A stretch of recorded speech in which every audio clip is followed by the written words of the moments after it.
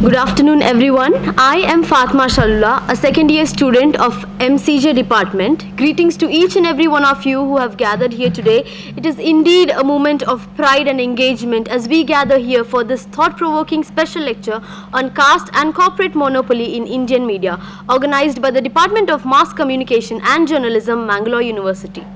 We are honored to be joined along with distinguished guests and intellectual voices who bring depth and direction to today's discussion. I now request our chairman, Professor MP Umesh Chandra, to kindly escort our honored guests to the dais.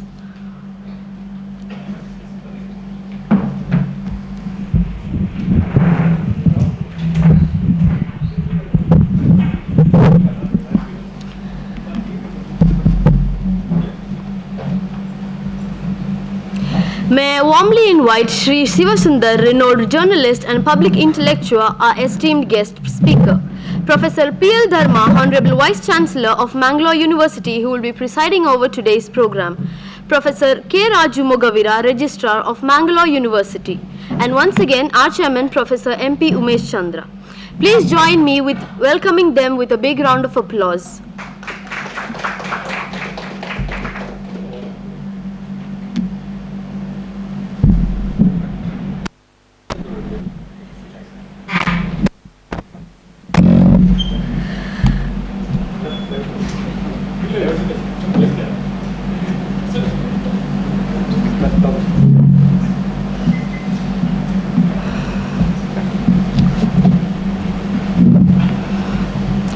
To formally begin today's session, I now invite our chairman, Professor M.P. Umesh Chandra of Department of Mass Communication and Journalism to deliver the welcome address.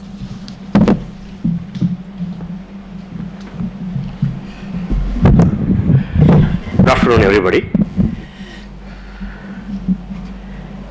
Extremely sorry, it's a mismatch in the time schedule. It should have been, I should have invited the guests by 2:30. It is I made a mistake of telling it as 2, seeking extreme execution for this.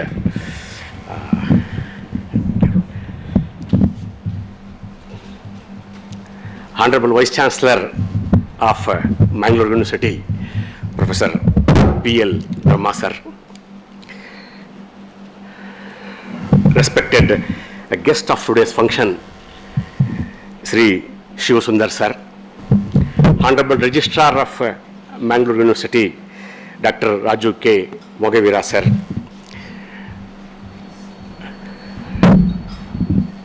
Professor Parinita madam, Professor Somanna, Professor Govindaraj, Professor Sabita, our Triveni madam, our friend and benefactor Shri Muhammad Ismat Fajir, and all the students and staff present here.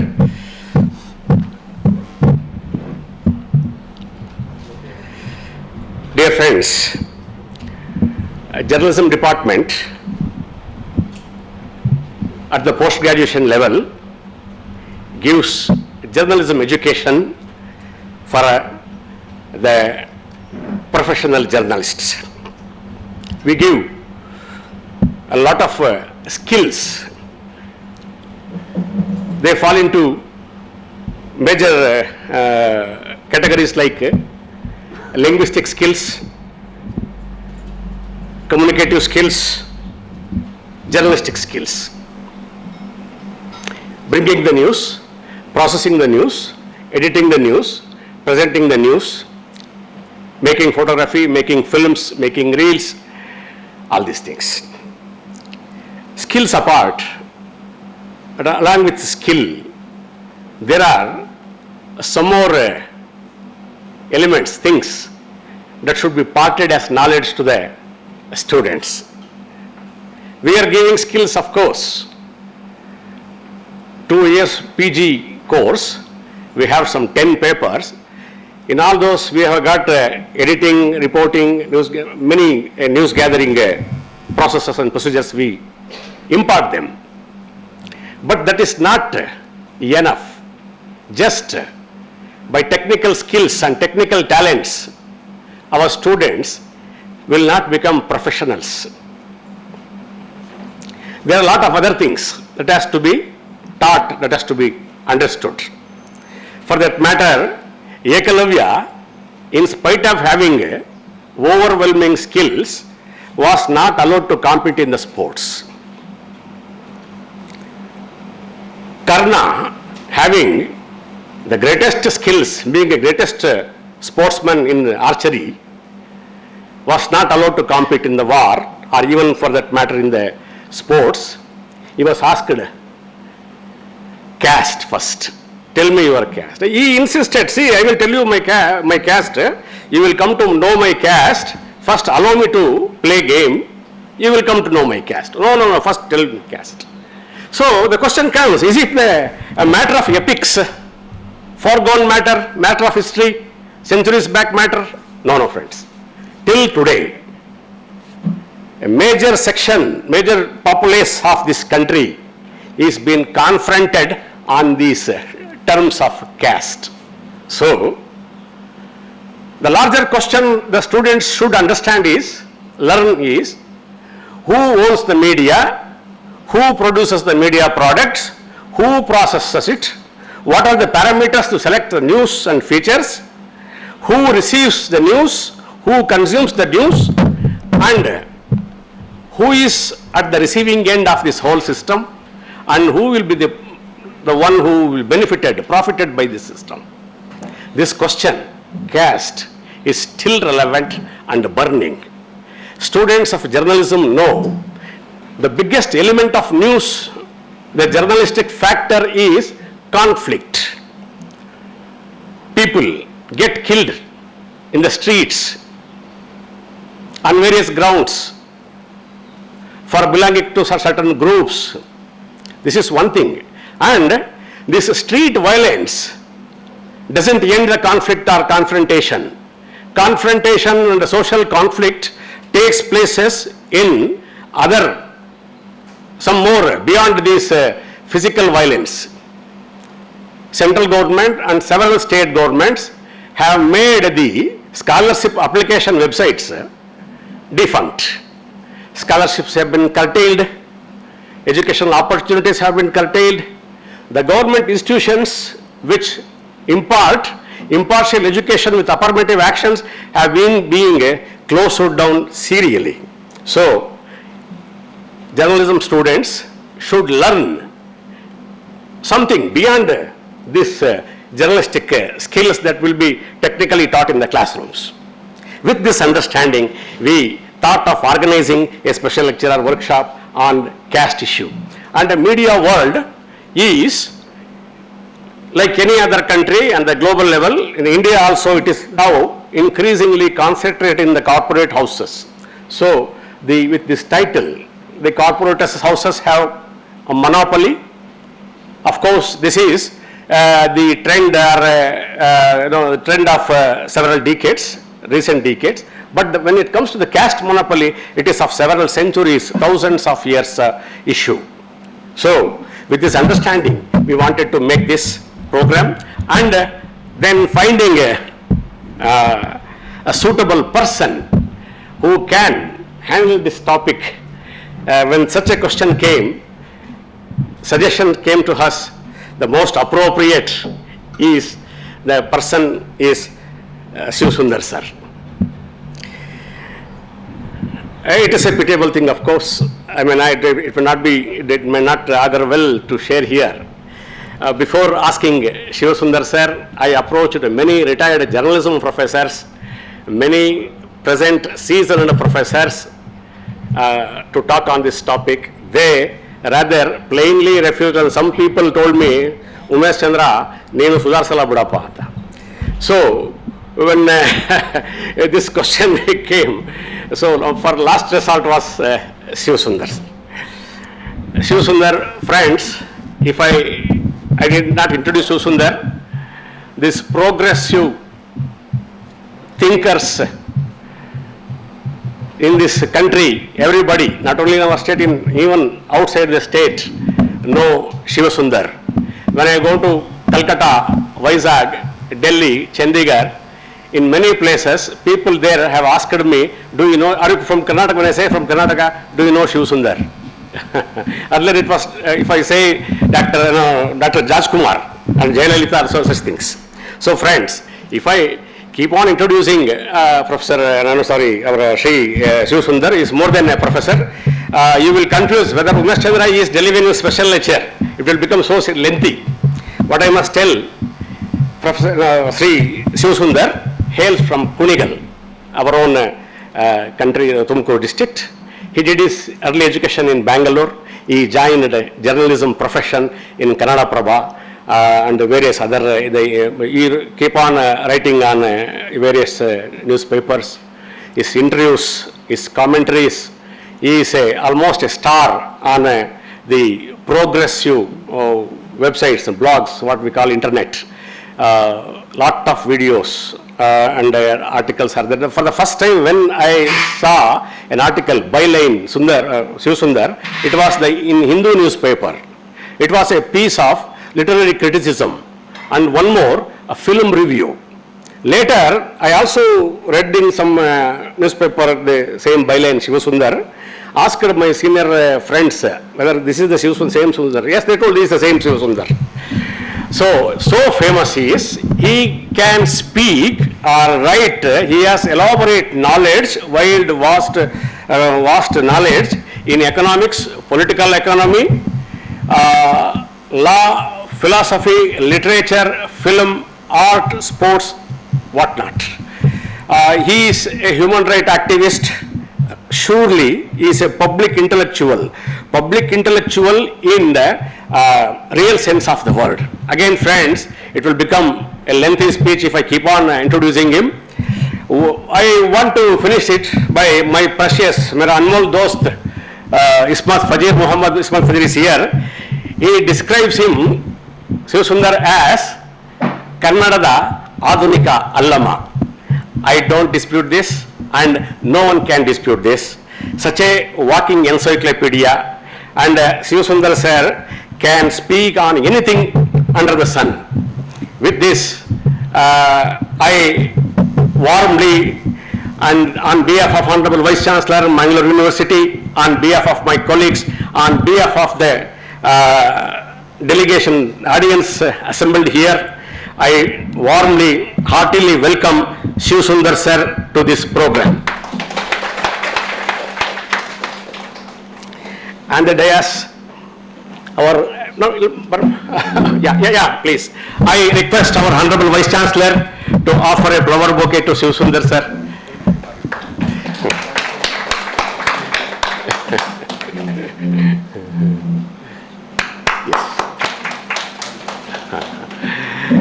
Beloved Vice Chancellor knows Shivasundar, and Shivasundar is such a well-known person. I must tell Honorable Vice Chancellor Professor P.L. Dharmaji, presiding over this function, he is also a very well-known person. Because Shivasundar asked as we coming, P.L. Dharma Vice Chancellor, such a well-known person. Professor P.L. Dharma was also a scholar, intellectual, and an activist for quite some time. Okay, in Mangalore, in Karnataka, he is also a well-known name. A gold medalist in political science. Our own professor, when I saw him, he was a curly-haired hippie, t-shirt wearing, a jolly, well-going person. He was a reader then. Now it is really very surprising and very happy, joyous thing is that he is adorning the top post in our Vice Chancellor, as a Vice Chancellor in our to work under him. It's a great pleasure. And a gold medalist in political science told he was the Dean, the Director of Students' Welfare, he was the Registrar of Evaluation, now he is the Vice Chancellor of this university. In all places, he did very well. He has proved an administrator par excellence and he is continuing to be so. You may have heard when he turned up here, actually I told him, so the time he comes, our audience will be full, but it would not happen. But still, our gentleman Vice Chancellor is generous to adorn this dais. And again, for him also, I can speak lengthily. He has proved a gentleman in this dais, and he has been very generous in cooperating to organize this function. I wholeheartedly on behalf of all the present here and on behalf of the students and staff of journalism department and myself, my behalf, I heartily welcome you, sir.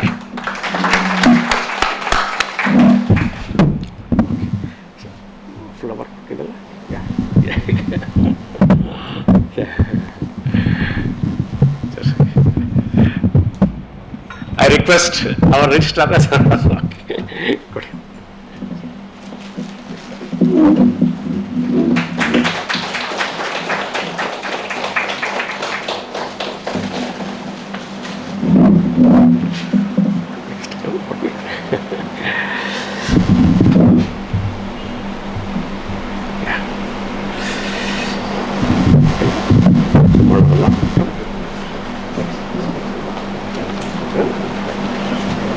It's not in hurry. Thank you very much, sir. Very grateful to you. We wanted to change otherwise the program. So we can now go to the listen, sir.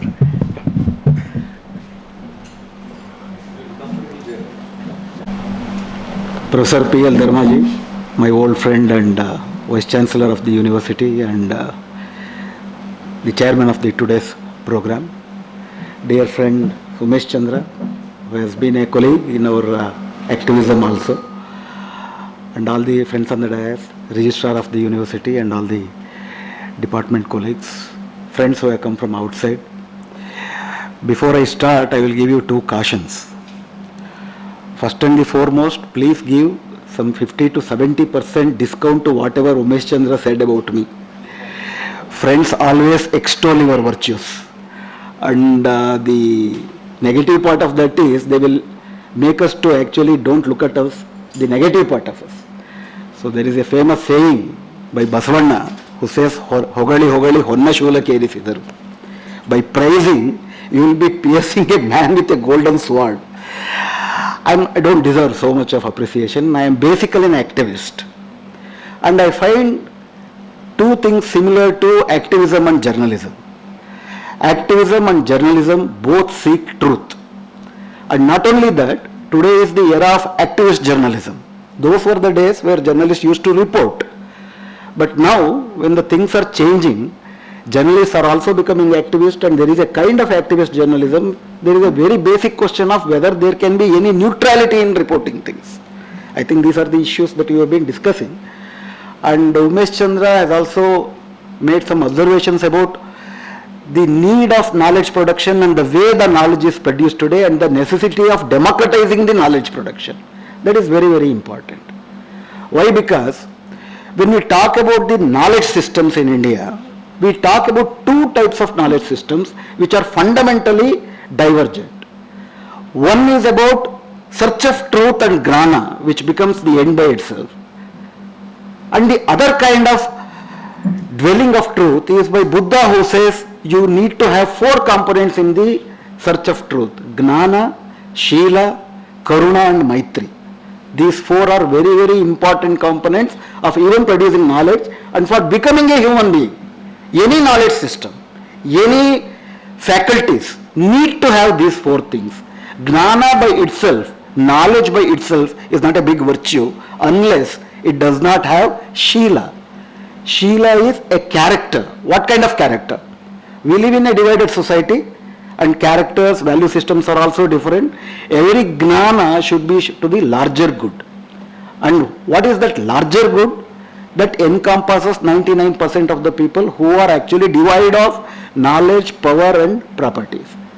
So gnana and shila should come along with karuna, compassion. That should be the end objective of the knowledge. And that should have a end goal of having a maitri. Maitri is not just a friendship. It is a maitri with animate and inanimate subjects of the whole world. It's a kind of Vasudhaiva Kutumbakam kind of thing. So, there is a fundamental divergence in actually understanding what kind of knowledge we are studying and to what end. So, we need to, even when we study media, even when I am an activist, there is a need to understand what is the reality and to understand the process of in which there is no karuna and maitri in this world and how to change it. Activism is also same thing. Activism understands the world and wants to change it. As Marx puts it, hitherto scholars have interpreted the world. Interpretation of the world, Bahuda Vidanti, Ekam Sat Bahuda Vidanti. There is only truth. People actually interpret. Interpretation of the reality is not a big problem in this world. The thing is how to change it, and to change to what end. So that's where I find a common goal with activism and journalism. So in my pursuit of becoming an activist, I also ventured into kind of activism. In fact, I was not a proper journalist or a reporter to any kind of magazines. In fact, my reporting started with writing pamphlets. I think pamphlet is also a media. Pamphlet is a very best way of reaching out to the people. That is my journalism, pamphlet journalism.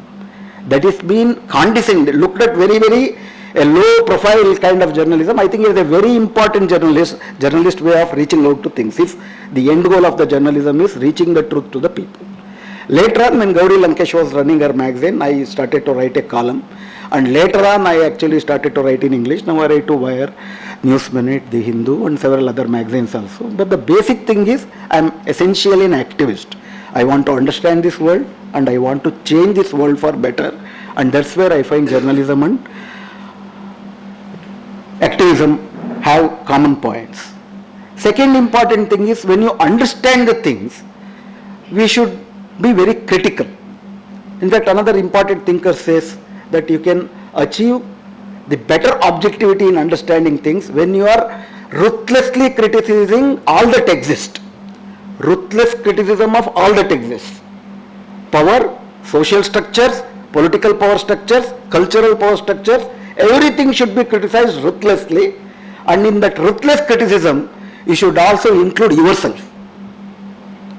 Because my social location determines the way I look at things. My social location is very important, and that's why I give you a caution. Please question me and please doubt me, because I also doubt myself. My social location is a very privileged social location. By birth, my parents are Brahmins. I am a urban bred, a Brahmin male who have not actually experienced kind of exploitation the rest of the society has experienced. I don't understand I can empathize and I can sympathize. So my world, my universe is limited, and I should admit and I should confess. That's when I confess that, I will be, a new avenue will be open for me to break that. So when you listen to me, please doubt me on these issues, whether my universe is enabling me to. Of course, my activist universe has brought in many sensibilities to me. That's a different part. But anyway, these limitations are there. So please question me and please doubt me when I am rendering this lecture. When Umesh Chandra asked me to deliberate on caste and corporate monopoly in Indian media, there are several aspects to that, and first and the foremost, I want to emphasize on the need of a pro-people journalism. I don't say it as an objective journalism, because I don't find in a divided society there can be objectivity and neutrality.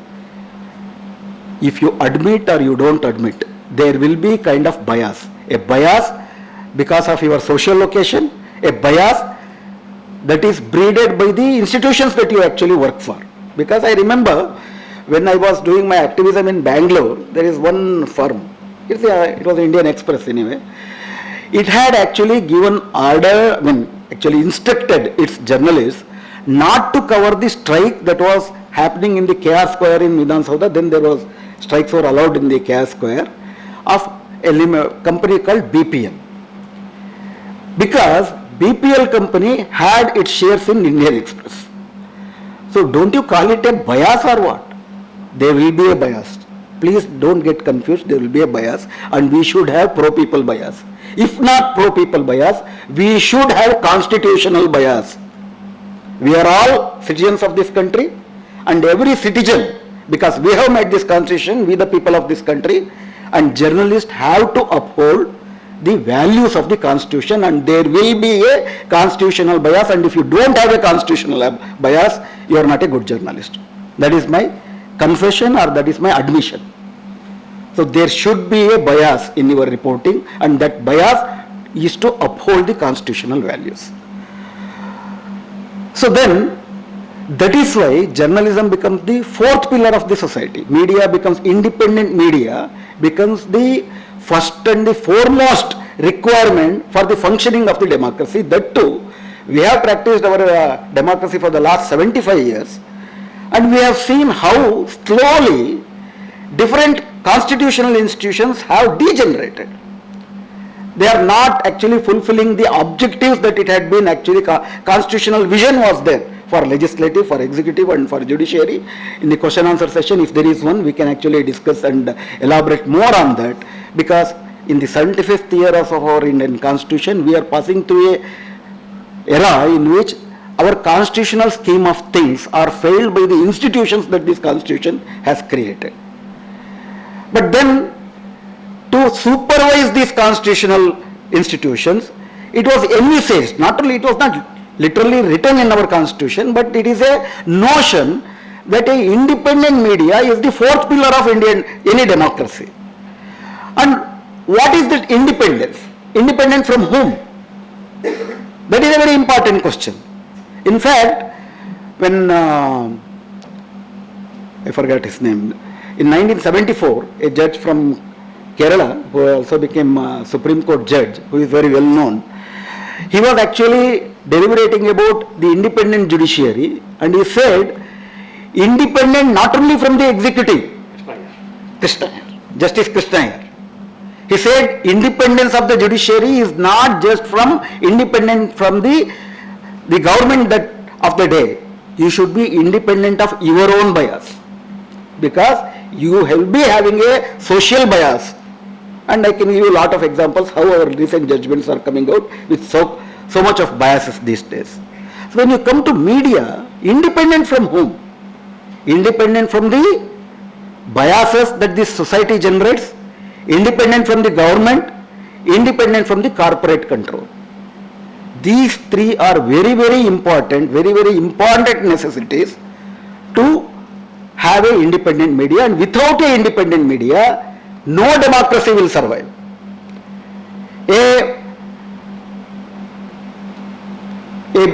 media which has made compromises, a compromised media will actually lead to total degeneration of the democracies, socially, economically and politically. So in that sense, I was actually discussing in the morning with Umesh Chandra, and I have been visiting many universities. I find the whole system is up against the institutions of journalism and the kind of institution, the faculties of journalism. All the journalism institutions are being closed. It needs a lot of nourishment. Journalism department should be provided with enough faculties. Journalism department should be retrieved, and it should thrive. The public universities especially, not private universities. It is only through public university you can actually cater to the 99% of the people whose talents are hidden. Unless they come on to the journalism, I think our journalism will not be democratized. So that is one important thing I wanted to place before you in the beginning. So there are two aspects in, there is a hidden assumption in this title which says that Indian media has two obstacles. One is caste and another is the corporate monopoly. There is a caste monopoly and there is a corporate monopoly. When you are discussing this thing in the sense of democracy, democracy is against any monopoly. Democracy and monopoly are oxymorons, antithetical to each other. Monopoly is the control of a single house or a single force. Democratization is making it as vast as possible, making the avenue open so that those sections of the societies who are not yet represented shall come into that, there will be a discourse. So monopoly of any kind is against democracy. That's why when we talk of political democracy, Ambedkar said we are ushering into an era of a revolution, and also a big contradiction. In 1949, November 25th, when he completed writing the constitution and actually presented before the Constitution Assembly, he made a wonderful speech where he gave a warning also. We have made a great achievement. Now we are politically equal. Political democracy is a big thing. That is not an easy thing to achieve, because at least on a political plane, the monopoly is actually crushed. On the politics, there was always a monopoly of the kings, lords, feudal lords. So that monopoly was crushed. And how it was crushed? By making all the citizens of this country equal politically. So that's how monopoly of politics, even Ambedkar says that in a very poetic way. Hitherto, the king was born from the womb of the queen. Now the king will born from the polling, poll box, whatever it is. Ballot box. So ballot box is the mother of democracy, where each one has a equal weight of the vote, and it is not the queen that is giving to birth. Since I am a son or a daughter of a queen, even though I don't possess any kind of qualification, I become a king only by virtue of being a son or daughter of a father. That is ended now. Now you will choose. That means the monopoly, the political monopoly, the political lordship was actually crushed by democratizing it. Then Ambedkar said another important aspect in the same speech. He said, we are entering into the era of contradictions. The Ambedkar, who is the architect of the Indian Constitution, who actually labored. In fact, on the same day, many people actually appreciated his whole labor, because there were 7 members in the drafting committee. The 6 members did not actually participate for different reasons, and it is solely Ambedkar wrote the Constitution. Of course, it was not completely the Ambedkar's Constitution. It was a Constitution that came up from the Constitution Assembly. He wrote it. He gave a warning saying that we are entering into the era of contradiction, where on the political plane we are equal, but on the other hand, by virtue of the institutions we pursue, we continue to be unequal on social and economic plane. And if the political democracy that we have built with such a labor does not cater to destruction of those institutions which perpetuate, these institutions which perpetuate undemocratic social and economic structures, the democracy will not actually exist, and the people on whose name we watch political democracy, they will explode this political democracy. This is on the day of giving the Constitution, he wants the country. And in Kannada translation, generally a sentence is missed in this paragraph.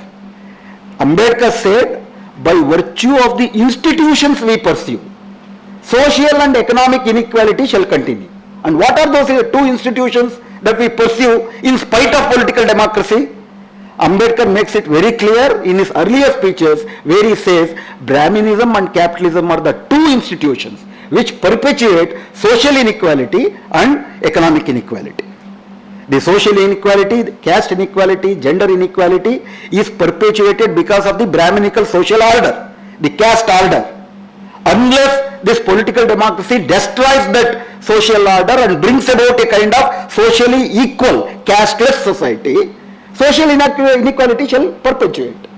And on the other hand, capitalism perpetuates the economic inequality.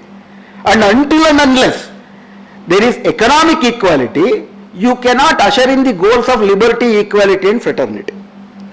And he also explains the relationship between liberty, equality and fraternity. These 3 can exist in a trinity. You cannot have liberty in a real sense without having equality and liberty.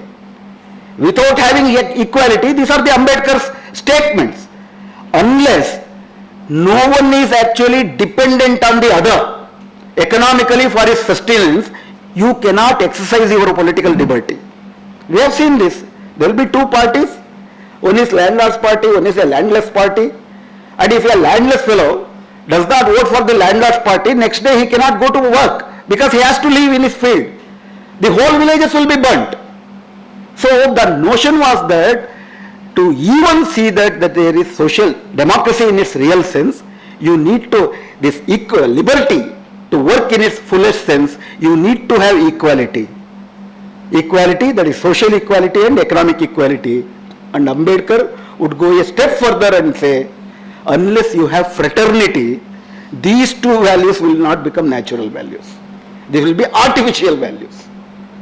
Somebody will have to say you. So we have seen that untouchability is abolished according to Constitution. Caste is not abolished. we will discuss that. Even though Ambedkar envisioned a casteless society, caste is not abolished in the constitution, only untouchability is abolished. And even today, even though by law you cannot practice untouchability, we have seen untouchability being practiced every day. Tanks cannot be touched, and you know that if you are reading the papers, this enumeration for this internal reservation, things are going on. Bangalore is a big challenge for this survey of the caste within the subcaste within the scheduled caste, because those people who are actually in a rented homes in Bangalore city hide their caste. They come out and say to the enumerators, please don't ask our caste, we will be thrown out of our rented house. Just remember what happened to Ambedkar in 1919 when he rented a house in Baroda. Being a defense secretary, he hid his caste and had a sheltered home in a Parsi's hotel, and Parsis come to know that he is not a Parsi and he is untouchable. He was thrown out. After 100 years, we are facing the same situation. Why? Because our political democracy did not destroy the institutions that has perpetuated social inequality and economic inequality, namely Brahminical social order and capitalism. So this monopoly, we have dismantled the political monopoly. Have we dismantled social monopoly and economic monopoly? That is a very important question. Our political democracy has not even touched it. To start with, our constitution itself does not provide for it. In fact, we had a clause 31A in our constitution as a fundamental right. In fact, on that, which was a right to property was a fundamental right. And when there was land reform legislation that was questioned in the Supreme Court, Supreme Court gave a stay order. Then you had to bring a first amendment to the Indian Constitution and direct a 9th schedule and include all the land reform policies. That was the kind of situation that our political democracy was passing through. Our political democracy was never willing to actually dismantle the other two monopolies, social monopoly and the corporate monopoly. That is why even in the media today, we see these two monopolies continue. And when these monopolies continue in the media especially, what is media in the democracy? It is a platform for the discourse. And what is a discourse? Discourse is the opportunity to every kind of arguments on a same platform with equal weightage and equal value. That is what is called democracy. Whether a common discourse, all kinds of discourse are happening in the media is a one important factor to understand whether there is a media democracy in this country. If you look at the history of media, in fact, the first ever print paper came in 1790s, that too by the foreign rulers that we were ruling this country. Then we know how this, you can hear.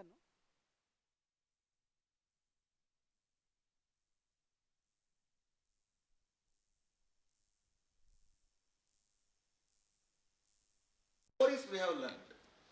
But after 75 years, I suggest that we should go deeper into that, examine whether our nationalist media had all kinds of discourse. Independence is fine. Ambedkar said, we are actually, Indian society is facing two types of colonization. External colonization and internal colonization. External colonization is by the British. That has happened in the last 200 years. Internal colonization has happened for over a period of 3,000 years and it still continues. So a real independence will come when only India and when only an Indian is emancipated from both the kind of colonies. Whether this social colonization aspect reflected in the nationalist media, whether our independent media had really an aspiration of a universal freedom. When you actually take these questions and try to understand the situation today, I can give you two examples. Compare Mukanayak and Caste. Mukanayak is the first newspaper brought out by Ambedkar, and Caste is the magazine, that is newspaper brought out by Balagangadhar Tilak. You just compare these two. Just open the window shutter. Just open the window. No, not the screen. And also analyze the debate before Southborough Commission. Southborough Commission was formed after this Montagu-Chelmsford reform, and they wanted to give us a limited franchise, etc. And what were the debates? In fact, you might be knowing that every Congress, annual Congress session used to have two aspects. One, the political Congress. There was another thing called social convention. Social convention used to discuss about the social evils, untouchability, sati, these things, etc. But when there was a annual Congress of the Indian National Congress happened in Bombay, Balagangadhar Tilak vehemently opposed any kind of social convention. Because that what nonsense is that? We are fighting against the British, and even Dadabhai Naoroji is also on record saying that it is nonsense to say that until our women participate in the social life, we are not entitled to get independence. It's a social nonsense, and that is, we will not accept that. And in the Bombay Convention, there was a raid on the Social Congress within that National Congress Pendal, Shamiana, and it did not happen. And you might know most of the Congress leaders were not for universal franchise. Few Congress leaders, and especially Ambedkar, he was the first to argue for universal franchise. And what was this was actually discussed on the pages of Kesari and Muknayak. Muknayak, Ambedkar argued that educational qualification, property ownership should not be the criteria to decide what kind of democracy we are going to have. Because those were the criteria. And if you make those two as the criteria, only then, it was only 10% of the population would be actually franchised, would get that right to actually vote. He argued that we should believe in the wisdom of the working people. They know whom to vote, whom not to vote, which is better for them. And vote for women. He had argued since from the beginning. It took lot of time. Only by late 40s, all the Congress leaders were convinced that you should have a universal franchise. But then you should read Kesari and you should read Muknayak, how this actually discourse took place, and how at that time arguing for universal franchise, arguing for the voting right for the Dalit labor was considered as an anathema and uncivilized. Even today many things are considered uncivilized. So some hegemony is created. Why does a people, for example, even the Dalits, even the women thought that women do not require voting right. For example, you might remember that when this Hindu Code Bill was introduced in the parliament, there was many women Congress leaders, famous, stalwarts. They argued against Hindu Code Bill because that patriarchy was ruling in the minds of the Congress women also. It was a hegemony. That's what Gramsci says.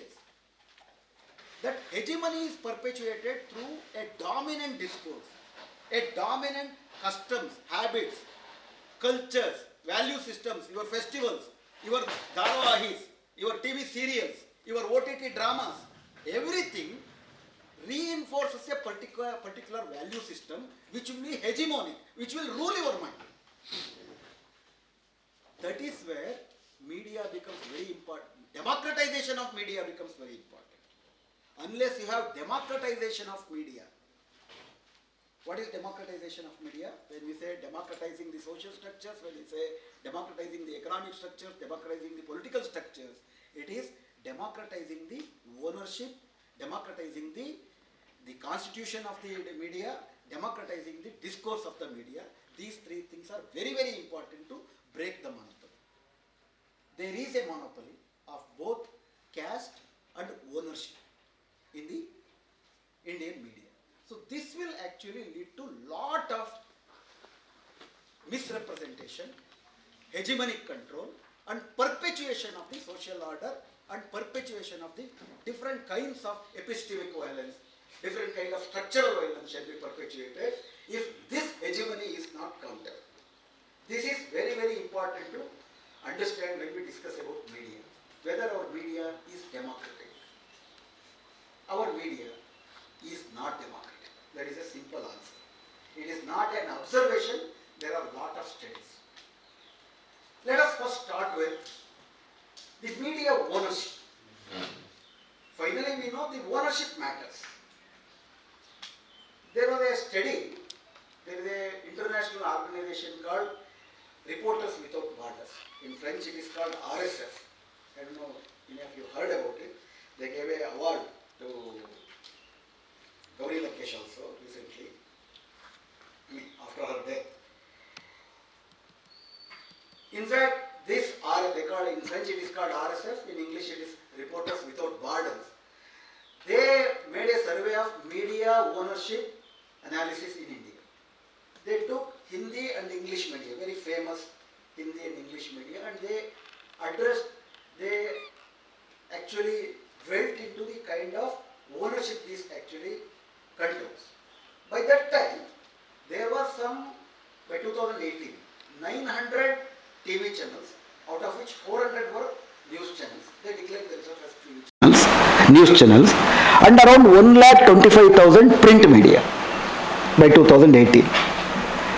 They took a survey of Hindi journalism, and they came to, their finding suggested that 3/4 of the readership only read 4 Hindi newspapers: Hindustan, Amar Ujala, Dainik Bhaskar and Dainik Jagaran. And the ownership of these 4 are with big industrial houses who are also politicians. Come to the south, you have a similar kind of pattern. For example, there is network called Asia News Network. Asia News Network has its presence in Malayalam and also in Kannada. You have Suvarna News in Kannada, Asia Net News in Malayalam, and they are also actually having shares in different media groups. They control much of the viewership. And in 2018, Ambani owned 72 news channels. In 2022, Adani bought NDTV. And in 2023, Adani bought Quint, that's a web magazine which was relatively independent. He bought that also. Now the situation is that 80% of the major TV channels are owned by 9 big industrial giants who are not just into media. That is a very important thing. Who are not just into media. They are in different sectors. Otherwise, what is the relationship between Adani and NDTV? What is the relationship between Ambani and News 18? They did not have any experience of running any news magazines. By virtue of their financial clout, by virtue of their power of financial capital, they could actually they could control this. In fact, in the Western countries, there is at least an effort to see that there is no cross-media management, which means that a single house will control the TV, will control the print, will control the digital, will also control the other kind of platforms. There is at least effort to see that there will be no multi-monopoly in different cross-media management. In India, we don't even have a policy of that regard. It so happens a Ambani who is into petrochemicals, who is into mining, also become an entertainment Badshah. Now you have that Jio network. He is into telecom. I think I can bet that 90% of the people who have mobile phone here have Jio network. Can you please raise your hand who don't have Jio? No, I don't blame you for that, because Jio is cheaper. If it is costly, if nationalism is costlier, most of the poor people will become anti-national because they cannot afford. Khadi can be good. If Khadi costs you 1,000 rupees per your t-shirt, and if your imported shirt costs you only 50 rupees, a landless, a laborer in the urban area will only buy that. I am not actually judging you on whether you have Jio or not. They are making it compulsory. I am targeting at the state. The same Jio, he controls the Ambani controls the telecom network, Ambani controls the entertainment. Now you have that Jio Cinemas, which recently bought another big Z Entertainment. Now in an entertainment sector, they control 90% of the capital investment. 90% of the capital investment. What happens? You can just see what kind of OTT films you see today. It is said that Akshay Kumar, he makes some 10 movies, all nationalist movies. And you have that plethora of movies. If there is some political event, you can find hundreds of movies in different languages. What do? They perpetuate and reinforce a particular kind of narrative. That is the power of the media. Finally, you will lose your sense of critique. You have this Pulwama and you have this Pahalgam. And earlier to that you had this Uri. And there were movies, no? Uri. There was one movie by name Uri, and in Kannada Uri means fire. There was one Uri there, and about Kashmir. Kashmir files, then you have Kerala files. There are so many files, but you don't have Kailalanji files. You don't have Kambalpalli files. That power, what does it do? It will actually kill your capability to look at the other way. We have stopped questioning how could a Pahalgam happen. We are all engaged in celebrating Operation Sindoor. How could Pahalgam? Where are those 5 terrorists? Have you ever asked that question? Where are those 5 terrorists? How could they come? How could they actually bomb, kill and go? Pulwama in 2019, you might know that I have visited Kashmir in its high conflict era also. It is a highly militarized state. There will be a police or a paramilitary for every half a kilometer. Highly militarized area. An unknown mosquito cannot actually fly in those areas, conflict areas. ಒಂದು ಸೊಳ್ಳೆ ಕೂಡ ಅಲ್ಲಿ ಅಪರಿಚಿತವಾದ ಸೊಳ್ಳೆ, ಪಾಕಿಸ್ತಾನಿ ಸೊಳ್ಳೆ ಬಿಟ್ಬಿಡಿ, ಅಪರಿಚಿತ ಸೊಳ್ಳೆ ಹಾರಕ್ಕಾಗೋದಿಲ್ಲ ಅಲ್ಲಿ. In such a circumstances, a car, a Maruti car having 360 kgs of RDX actually roam around freely around Pulwama, which is highly militarized and nobody take note of it, and a caravan of 52 trucks carrying more than 2,400 paramilitary soldiers starts at 3 a.m. in the morning at Jammu and reaches all the way. It is a target. A few days before, more than 92 intelligence feedbacks were given that there is a possibility of attack. And there was a request made, please provide us helicopters to actually fly them from Jammu to Srinagar. It would hardly take few hours. That was completely denied. This is not the statement of Shivasundar. This is the statement of the ex-governor of Kashmir, who was then the governor of Kashmir. Suddenly this happens, and the whole discourse that was there till the first phase of 2019 elections is completely changed. You might remember the popularity of this government was declining because of the demonetization, because of the GST, so many things. The popularity was declining, and post Pulwama everything changes and you win with majority. And there is no one media outlet which now questions whether there is a inquiry thing that has happened. Where is the inquiry report? Because there is one person by name Davinder Singh, who was then the DSP of that particular area. He was arrested when he was escorting 2 terrorists across the border.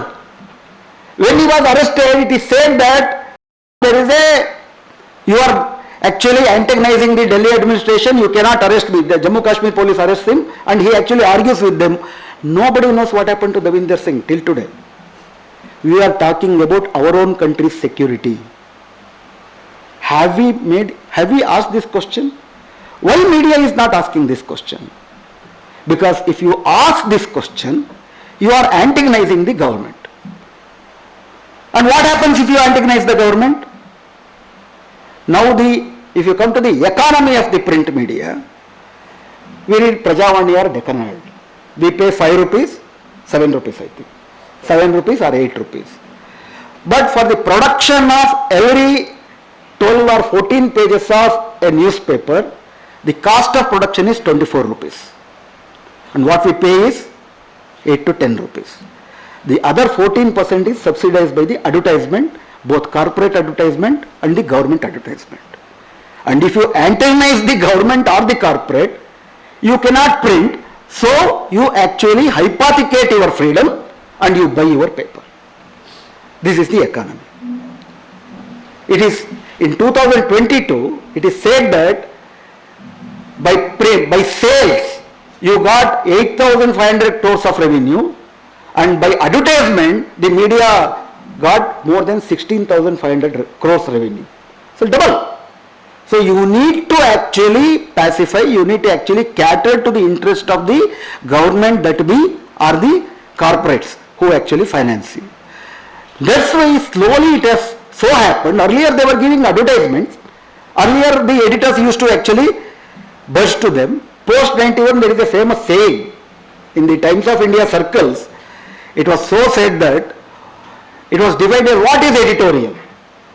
Generally, what is taught in journalist school of journalism, editorial is the voice of the newspaper.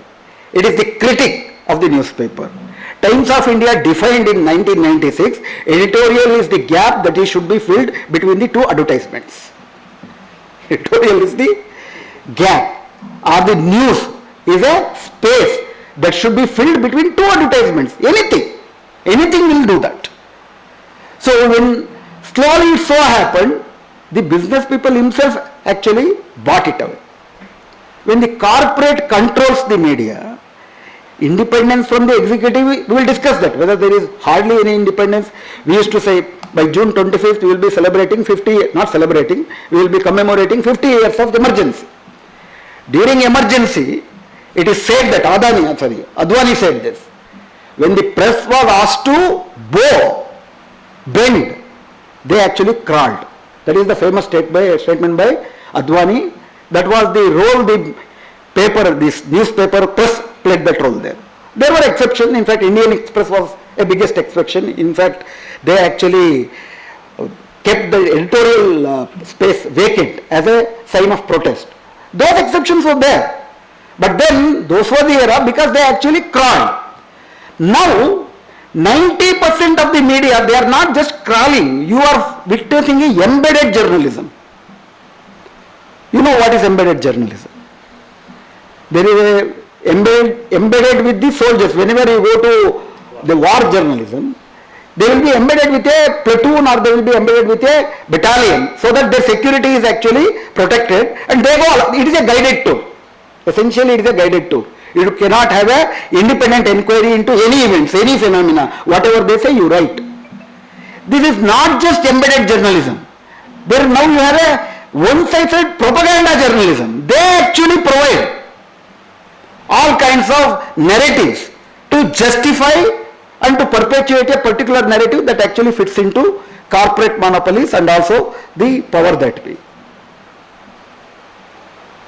So there are several questions on these things. There is a kind of a particular narrative which helps the social power holders, corporate power holders, their monopoly is not disturbed, and their sentiments, their sensibilities, that is being pursued. That is the hazard that this corporate monopoly is trying. As I described, now 90% of the monopoly is that. Of course, in digital journalism, there are some efforts. There are many modules that is being worked out. Every reader will pay for every particular article, or for example, a particular kind of contributions are made. Some websites are trying to actually pursue a different kind of financial structure in which they can retain some freedom. But there are also actually species which are at the edge of extinction. There are hardly few. The second part that we are talking about is the monopoly of the caste. Do we have caste monopoly in the media? the monopoly of the caste happens at two different levels. One is physical monopoly of the upper caste. Second thing, monopoly of the upper caste sensibilities or the hegemonic interpretation of the upper caste monopolies. Whether there is a democratization of media on the question of caste. There are many studies. Before I go to those studies, let us discuss about what happens when there is a monopoly of a particular caste in the media. Because we should understand that every caste is a universe by itself. Every caste has its own lifestyles, its own social location, its sensibilities, its value systems are actually nurtured and actually perpetuated by that location. Unless you consciously break it, your sensibilities will actually, you will bring that sensibility to your lifestyles and also your place of work. There are hundred of different kind of examples that we give how a particular kind of caste vision will blur you. For example, let us take about some caste oppression happens, or let us talk about there are two fundamental contradictions even at the university level, at different level, post 91 when market economy became the basic mode of our capitalist economy. There was discussion about autonomy and accountability, efficiency and equity. These two are very, very fundamental aspects on which the discussions goes on. It is so described, it is so actually structured, it is now a common sense to say that prior to 91, we were very, very inefficient. Why? Because it was completely controlled by the government. Because there was lot of corruption. Corruption was there. Nobody is actually denouncing that. There was a government control, and if an officer is given with power, before actually he performs anything, he demands corruption, he demands a bribe. That's obvious. But then it is so described that post 91, when everything is given to the market shows efficiency.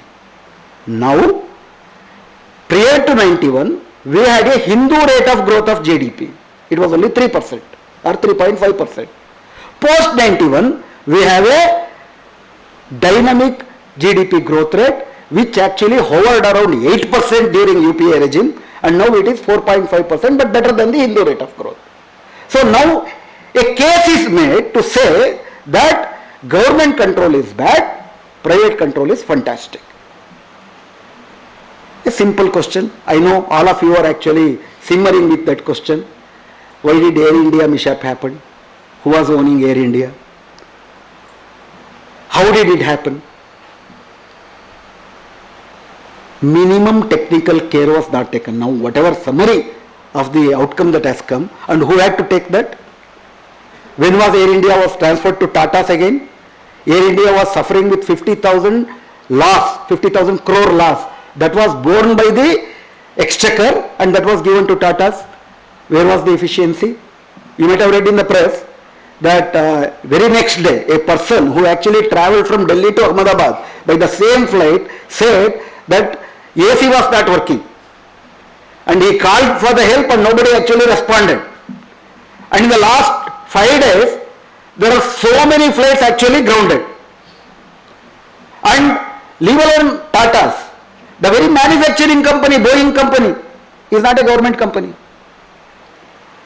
When profit is your basic motive, when you expenditure on the security of the customers, security of the passengers is considered as a wasteful expenditure, a tax on your profit, because a private enterprise lives on maximizing its profit. Maximization profit is the basic rule. How can you cut down our expenditures and how can you increase your expenditure is the basic motto of private enterprises. Otherwise, which is the biggest industrial disaster in India today? Not only in India, world.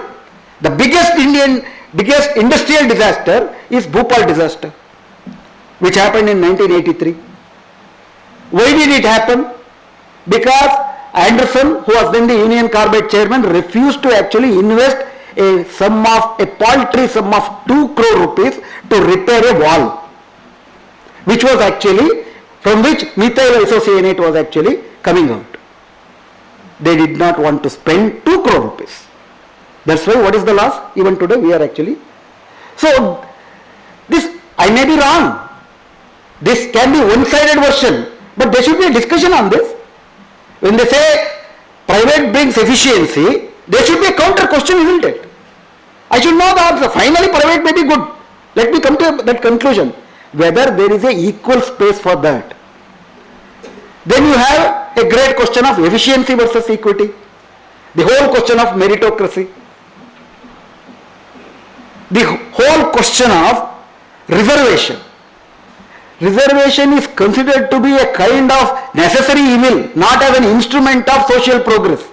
In fact, after 1974 K.T. Thomas judgment, now the whole judiciary has changed its perception about reservation, which says reservation is not an exception to equality, it is the face of equality. That is the Supreme Court's understanding today. It is only through positive, affirmative actions that you can bring overall social growth, because everybody has a stake. What is growth after all? If it does not take 99% of people along with you, what is that growth from? And what kind of growth we are witnessing today? In fact, the post-COVID, we are seeing a different skewed kind of growth rate. Well, on the one hand, we are seeing 167 billionaires, and on the hunger index, we are languishing at 131st, 111 out of 129 countries. How is this contradiction happening? The last 35 years is spent on complete privatization. Should we not ask a question? Should an independent media take a stock of a cost benefit analysis? I am asking a very simple thing. I am not arguing. A simple cost benefit analysis. What is the cost of privatization? What is the benefit of privatization for the masses of the people? If you consider nation is the people. Because there is a big doubt in that. There is one Gurujada Apparao, a Telugu poet in Telugu, Andhra Pradesh, who said, Deshamante matti kaadoi, Deshamante manushulu. Desha andre mannalla manushulu. A nation means its people. But it so happens, sir, I did not work in Kannada Prabha, but in Kannada Prabha editorial was there when GST was announced. The title of the editorial is, it's very funny, it's a crazy title. About GST it says, Deshakke ಒಳ್ಳೆಯದು ಜನರಿಗೆ ಕಷ್ಟ. It was the title of the editorial which says GST is good for the nation, difficult for the people. What is the nation without people? If people are actually have to suffer, how will the nation progress? How will the nation benefit when the people are suffering? This is the dichotomy that has been breeded by this artificial debate of efficiency versus equity. Who actually breeds this kind of discussion? This is a very important thing, because our social location and the hegemony of such understanding in our places of work. In the media, there is a kind of it is not a law, Undeclared. an undeclared kind of legislation will be there. There are what is good and what is bad, what is correct and what is right. These notions are not a kind of classless, casteless notions. We should understand that. Every right, every good or every bad has embedded an inherent value system which defines our social location. Otherwise, I will ask you a simple question. 72% of the Indians are non-vegetarians. This is the analysis. Food culture of India. 72%. That is growing actually. 28% are pure vegetarians.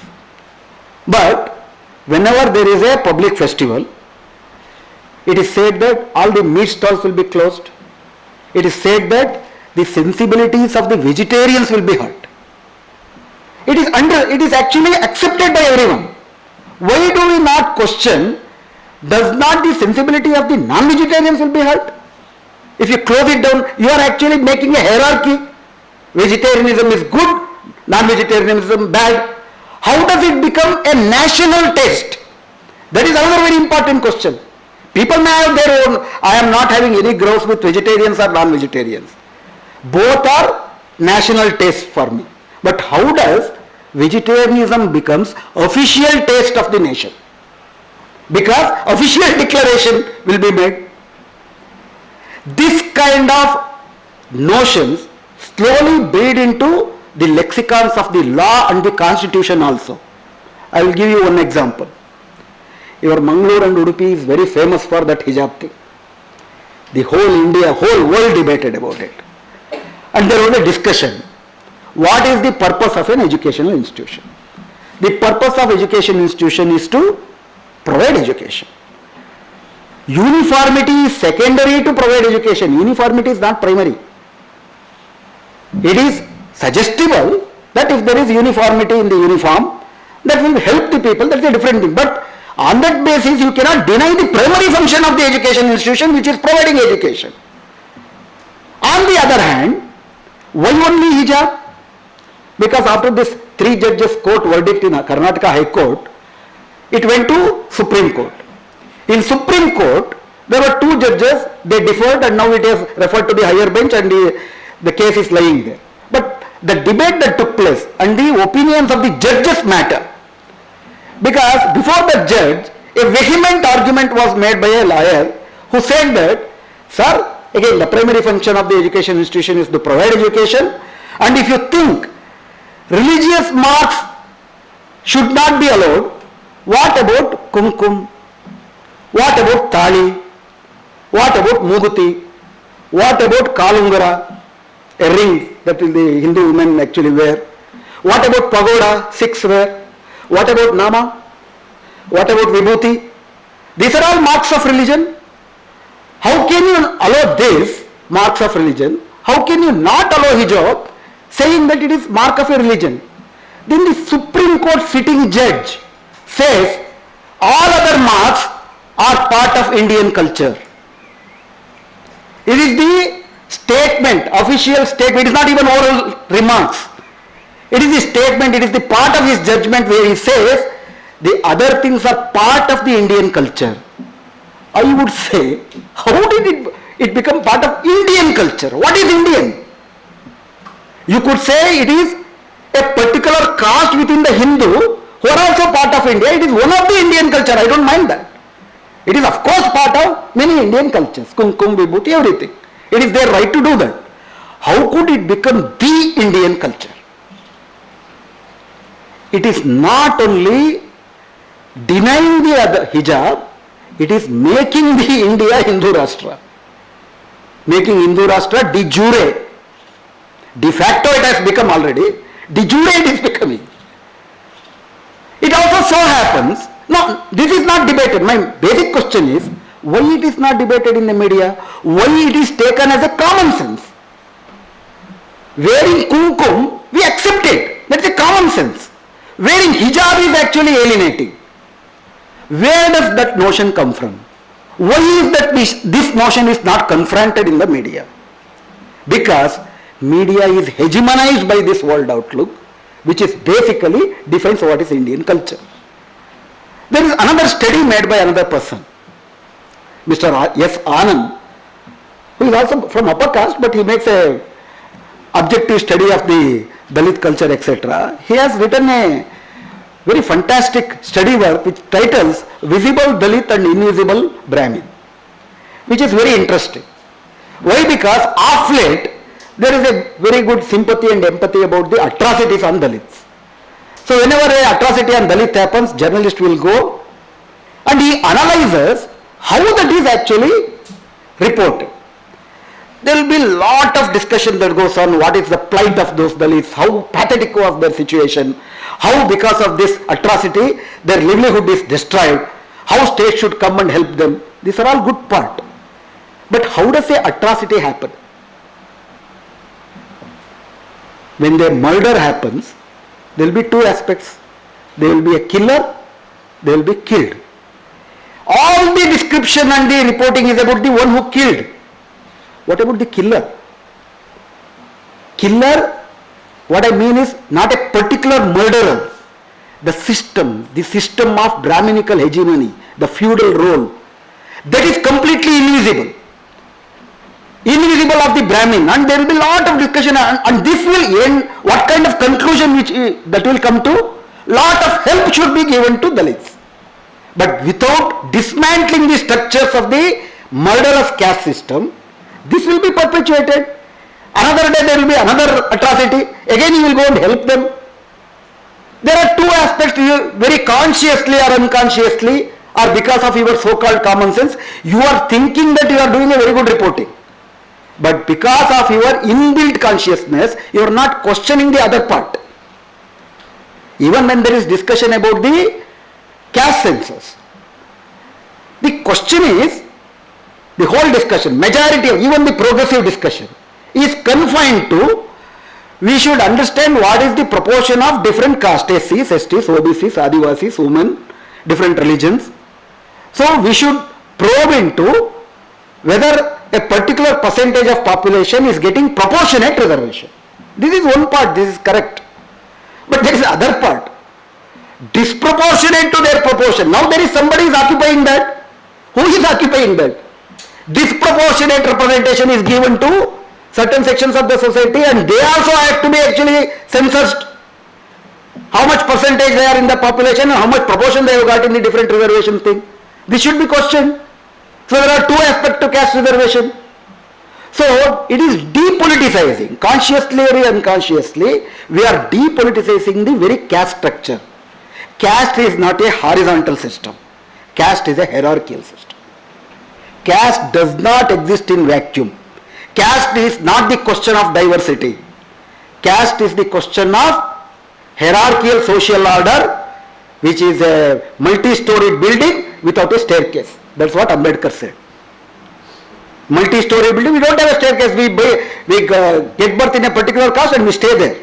Economically, if you get a lottery, you can become a rich man. But even if you are a rich man, you are destined to be a particular caste. That's why Ambedkar said, if there has to be a social mobility, caste order should be destroyed. Because caste is a hierarchical, multi-stories building without a staircase.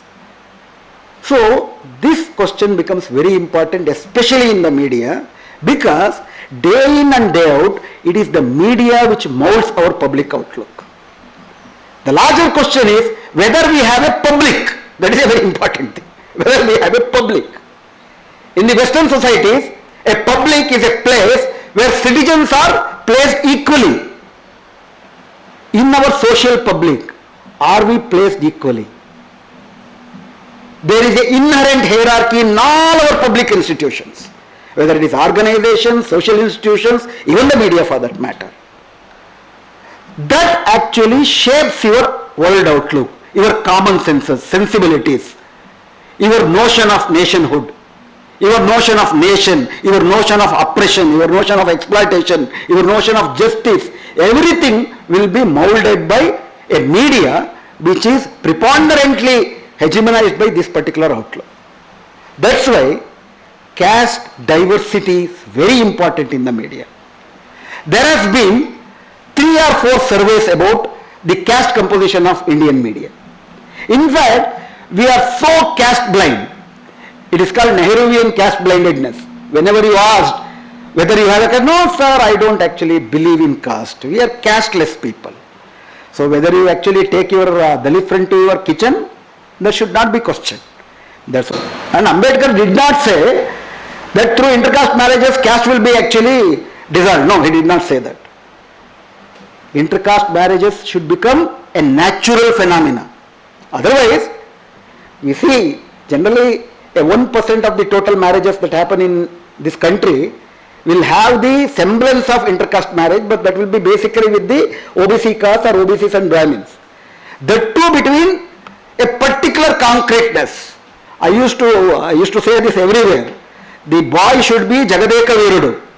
The girl should be Atiloka Sundari. Love is also that has that bias. It has a bias of beauty and bias of inherent caste also. good looking and talented. It does not, Ambedkar did not say that. Ambedkar said, in this country, unlike the Western countries, when it became an industrialized society, laborers belonging to different groups, they actually lived together in the labor colonies. They shared their sweat. They shared their suffering. The common suffering, common sharing of sweat made them brothers. A fraternity evolved. But in India, because of the institution called caste, even though we suffer with a common cause. For example, in Bangalore, we have garment factories. People from different villages come to the garment factories, especially the women. After the evening hours, they go back and they do not dwell together. The Brahmin garment worker will go to Agrahara, the Vakali garment worker will go to her hatti, and the Dalit girl who worked in the garment will go to the Keri. So there is no common public there to share their sufferings. So he said, when you do not share your sweat, can you share your blood? Marriage is about sharing blood, breaking endogamy, breaking the monopoly of the caste. Indian caste system does not allow the basic requisition of sharing the sweat, sharing the blood. So, even about the intercaste marriages, what are the different kind of arguments put forth? In fact, there is this framework for education, no? What is that? National Curriculum Framework. No, that NCF. In 2005, there was one NCF. Now this government is trying to frame another NCF, National Curricular Framework. Last year, when the BJP government was in power, under the leadership of the ex-IAS officer Madan Gopal, 26 policy papers were presented by Karnataka to the National Curriculum Framework propositions. 26 papers. Philosophy, sociology, history, mathematics, Vedic mathematics, everything. About history, there is one important intervention which says that there was no caste system in India. Caste system is the construct of, it is a colonial construct. We are looking India through the British's glass. Actually, caste was equitarian. There was so much of social conflict. Caste as an institution brought that social conflict to social samarasya. So Guptas, age of Guptas onwards, we see there is a solidarity in the society. And what does Ambedkar say about Guptas? Ambedkar says Guptas are the age of Guptas is the total reconquering of Brahmanism. Brahmana Shahya Digvijaya, he says.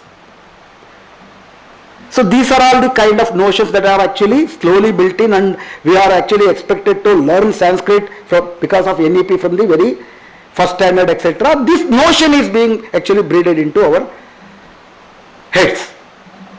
So this will actually perpetuate a age-old hegemony of Brahminical understanding of the society. Makes inequality a normal thing and fighting for equality as an aberration. Buddha is completely excluded. Gnana, Shila, Karuna, Maitri is actually ridiculed. So, this is the kind of notions. So, that will be breeded. That's why to understand the caste composition is very important to democratize the media institutions. So, it so happened, I was talking about the caste blindedness. We are actually fed into kind of such a caste blindedness. We refuse to actually acknowledge that there is a caste. There is a caste here. We are slowly sensitized to understand the feminist sensibilities. Because wherever I go, I first actually ask our friends to have at least 2 speakers along with us. Because a person of my background, it is time for me to listen, not to talk. People of my background should listen. But now also I don't actually take objection to this. But this is democratizing actually. Democratizing the classrooms, democratizing the media is very important. We cannot be blind to that. But we were so blind, the question of the caste configuration in the media did not occur to Indians. There was one African American journalist writing to Washington Post in Delhi by name Henry Cooper. Kenneth Cooper. Kenneth Cooper. Kenneth Cooper in 1996, he wanted to know a response from a Dalit journalist about a particular incident. He consulted his friend Mr. Noel, who was working for Pioneer, and asked him to find out a Dalit journalist. That was the first question. This fellow never countered. India did not counter that question. That question also actually came from a African American Western journalist. Then he went on searching for a Dalit journalist. In 1996, in the Delhi newspapers, print media and television media, there was no single Dalit journalist. There was no single Dalit journalist. Then the question of why there are no Dalit journalists came up.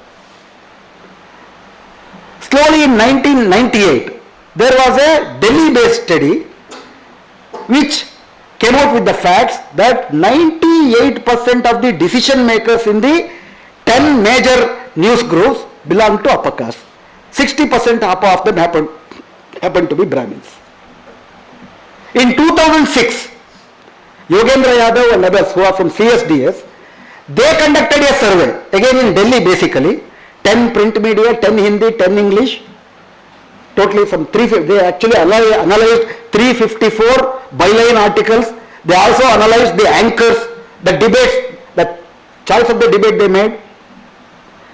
They came to a conclusion, in the decision making positions, not even a single Adivasi was there. There were 2% OBCs and hardly 2% Dalits and hardly 5% OBCs. Rest of all of them happened to be upper caste. Is this an accident? Is this an accident? Is this an accident that our newspapers actually feed in a particular kind of debate of say about equity, equality, accountability thing? Is it not? This is not accidental. This is incidental. This is the incidence of the caste in the media.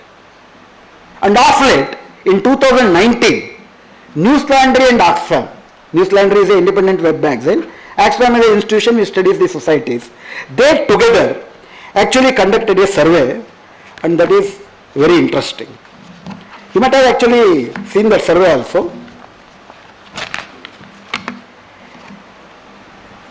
The title of that survey is Who Tells Our Stories Matter.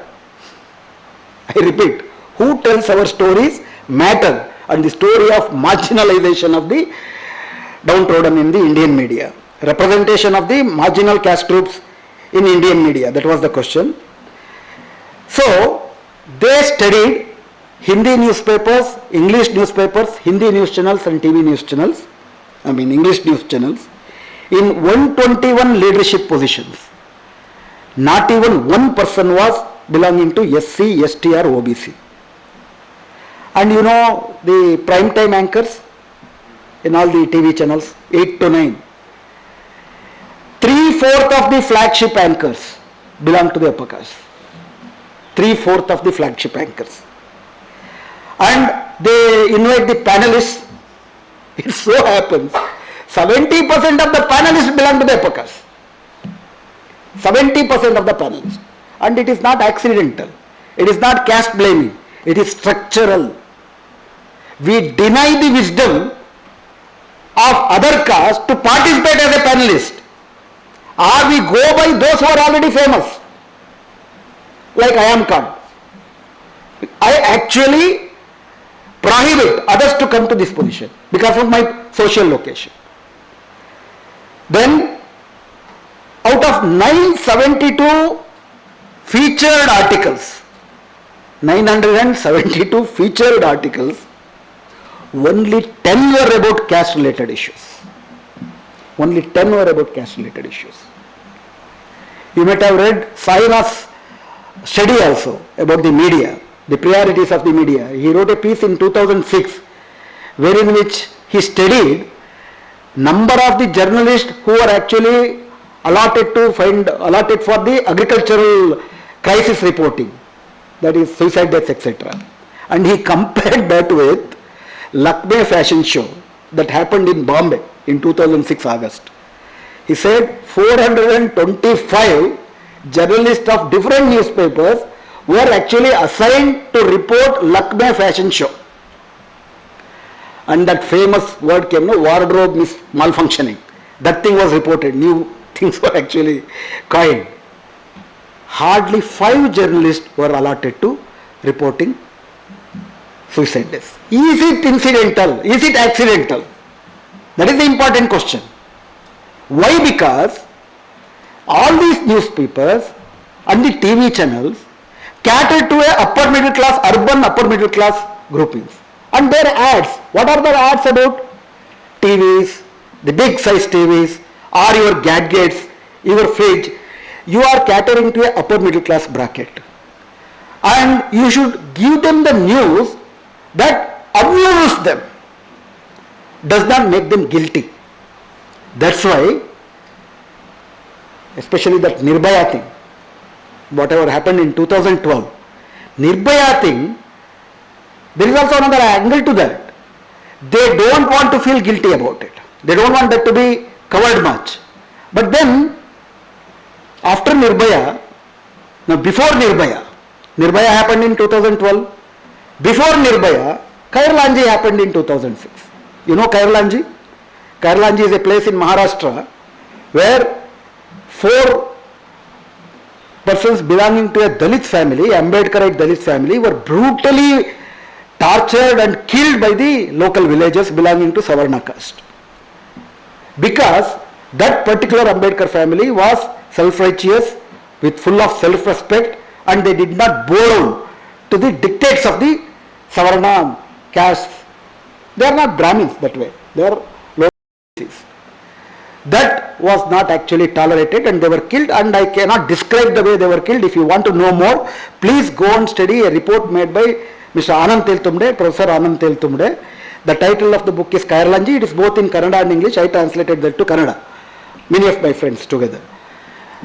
The question is, the whole media portrayed it as it is not a caste atrocity. This particular woman head of the family had a illicit relationship with another person with a Savarna background, and that emotion made them to kill. That was the justification.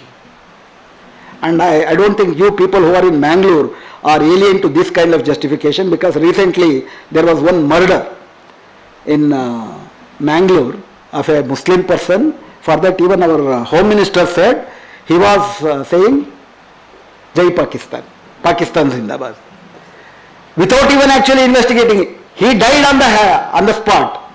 Whoever said that were accused, and the statement made by the accused is taken as a gospel truth. That is made legal. And not only that, the murder of a person is legitimized in the name of nation. That is the important thing. The media had to question this. In fact, the media bought the story even in Kairlanji provided by the Savarnas accused. For the whole 2 months, the story that was carried in the press was only about the illicit relationship, and the caste dimension, the atrocity dimension was not even actually attributed to that. Because in 1989 you already have this Prevention of Atrocities Act. That was not actually provided. Then there was a lot of struggle to make it as a caste atrocity. Even at the last, in 2019, unfortunately, in the bench led by the present Chief Justice Gawai, who happens to be a Dalit, dismissed the caste aspect of the question. He considered that as a pure atrocity on a woman and a murder. The question is, why media refuses to take up the caste question? Caste is a very uncomfortable question to the upper middle class, especially the buyers.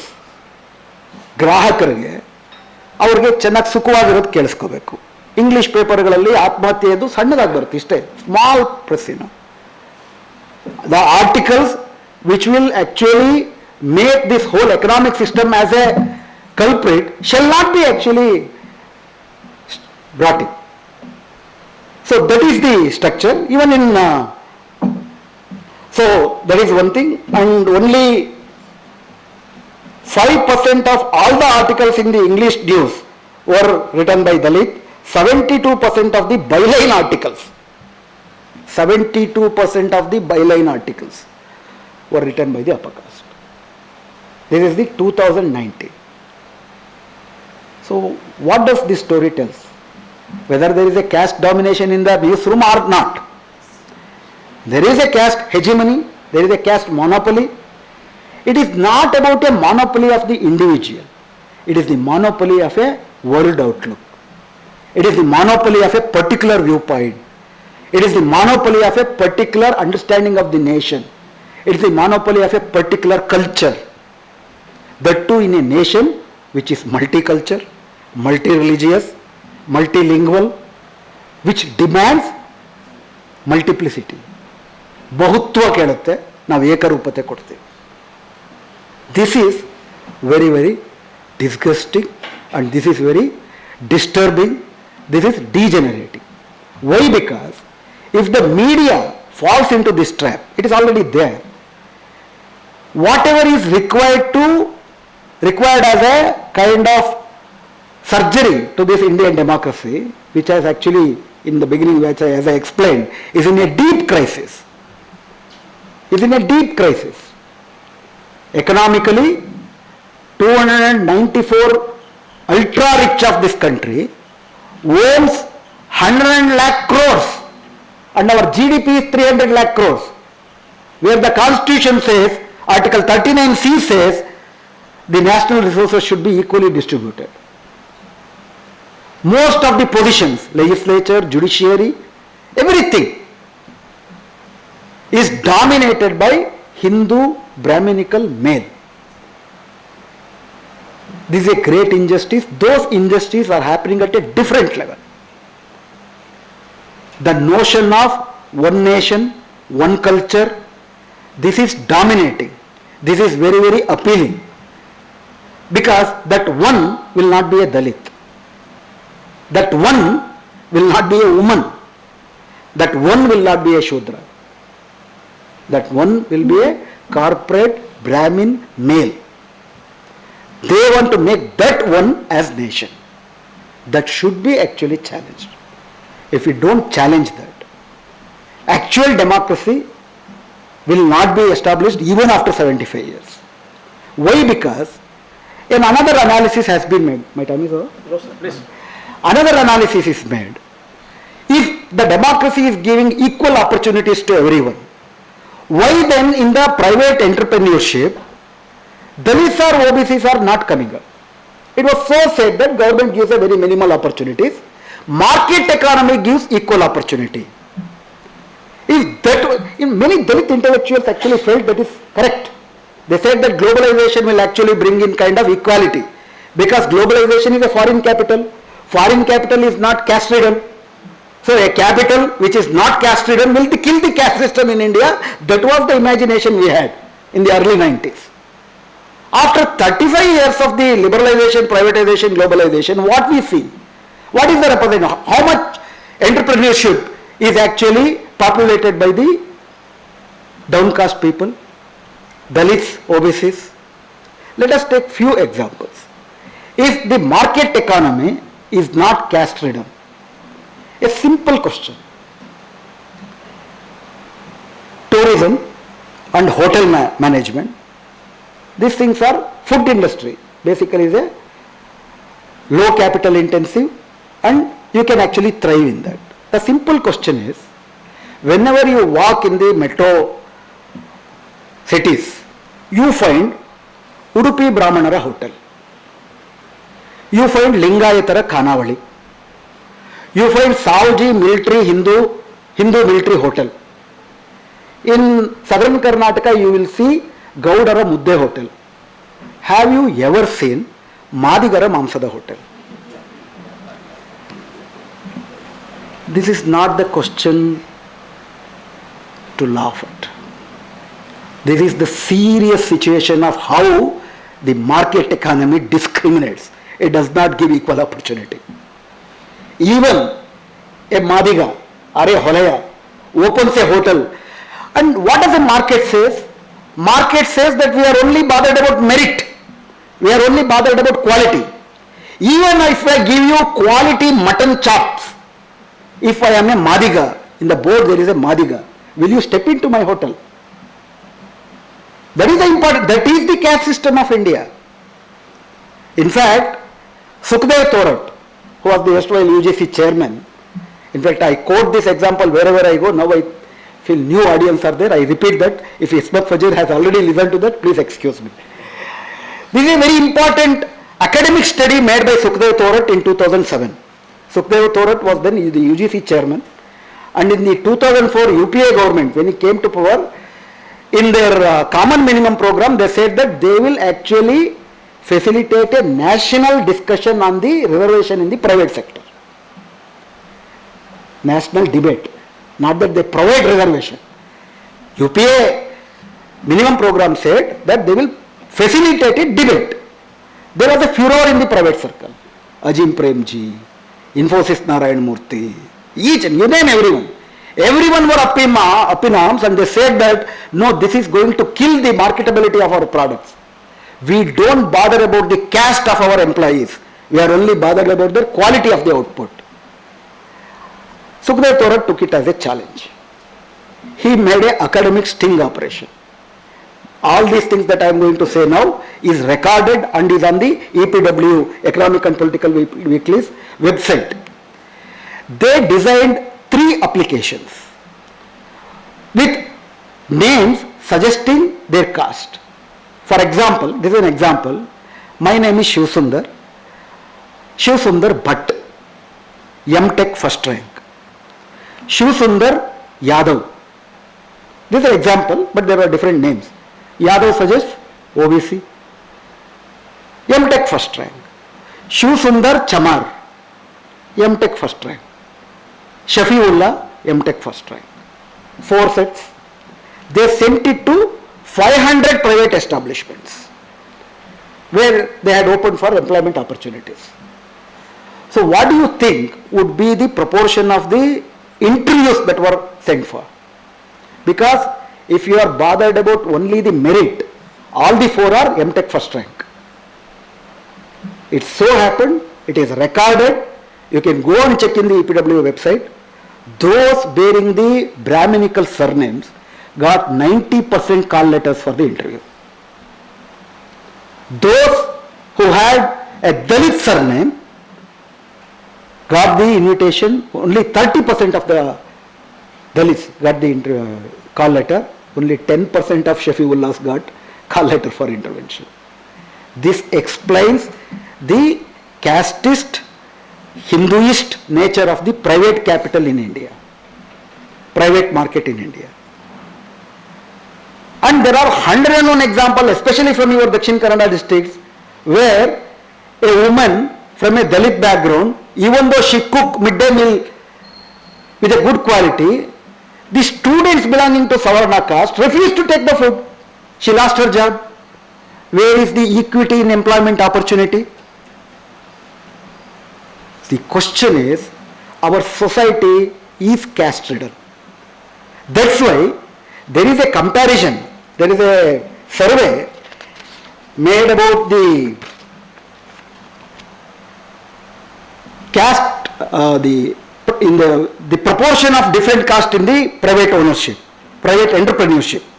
In 2009, it is again Sukhdev Thorat survey, hardly 10% of the SCs and 4.6% of the STs were in the private entrepreneurship. Upper caste and OBCs were 40% each. In 2012, there was a survey made about the caste background of the corporate boardrooms. You have this corporate board director of particular companies. 1,000 companies who together had a share capital of 92% of the Bombay Stock Exchange. 1,000 companies were surveyed, 9,052 board of directors. Out of 9,052 board of directors in 2012, 30 years of privatization, liberalization and globalization, 92% belong to upper caste, of which 45% were Brahmins, 45% were Vaishyas. OBCs were 3.8%, SC, ST together were 2%. Because capitalism is not in Indian society, in a caste-ridden Indian society, the upward march is not easy, it is casteist in a sense. For upper caste, it provides all kinds of social capital and cultural capital, so that they can climb up the ladder, and they also own the physical capital. In fact, there is a famous statement by Lohia who said, in the three India, if in India if you have to become rich and successful, you have to have two of the three: caste, English and capital. If you have two of these three, you become rich. And all these three are not equally accessible to every caste in this country. That is the point. Now, along with the English language, you have this digital skills also. These digital skills have made the digital divide and the already existing economic and caste divide further actually exacerbated. One simple example is during the COVID thing that actually devastated India. In rural villages, even in Karnataka, they conducted a program through online teaching. And there was a survey made by Ajim Premji University about the outcomes of that efforts. And the cover page of that report had a photograph. That photograph depicted a rural boy on the top of a tree holding his mobile to the air and learning mathematics. Just imagine what would he learn. Compare that with a urban upper class youth, a boy who has a study room, who has a permanent internet connection, who has an educated father and mother, who has his Chikkappa or Doddappa as a secretary, joint secretary in the administration, and they both have to compete together. Already existing divide, and this digital divide has made it impossible. It is said that after the COVID, a 7th grade student in the government school is unable to actually read the 2nd grade mathematics or the language textbooks. And you are actually closing down the primary schools. After the NEP, new education policy, even at the higher education, 40% online, 60% offline. And you have one video of a particular, it is so sad, see that any person can learn anything. A person in Mangalore can learn a Bengali. And how does he learn a Bengali? Not through a Bengali teacher. A Bengali teacher recorded video will be there. He will have to listen that. If he has got questions, it is not his problem. So online and offline is made compulsory now, and online only facilitates who have already digital capital. Cultural capital, social capital, linguistic capital and digital capital actually has exacerbated the caste and corporate control over the media and the society, and democratization of this is very, very important.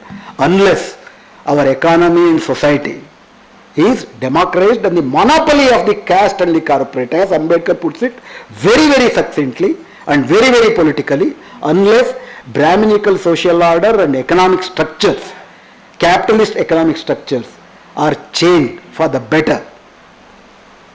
Sarvarigu samapalu, sarvarigu samabalu. That is possible when only you have a gnana which is with Sheela, which is endowed with Karuna, and which has a end goal of becoming a Maitri. Thank you. Thank you, sir.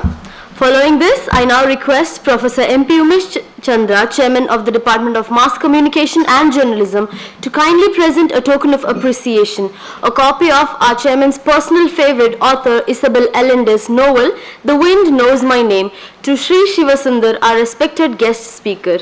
Vice Chancellor has to give that. Okay. I request Vice Chancellor to hand over this.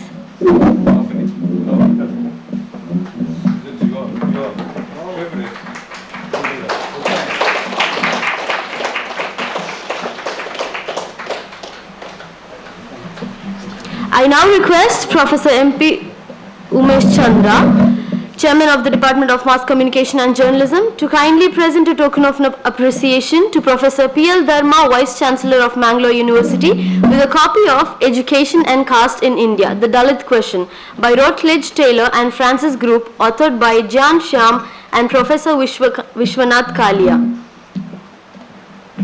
Professor Ghansham Shah and Professor Vishwanath Kalia, our own economics professor.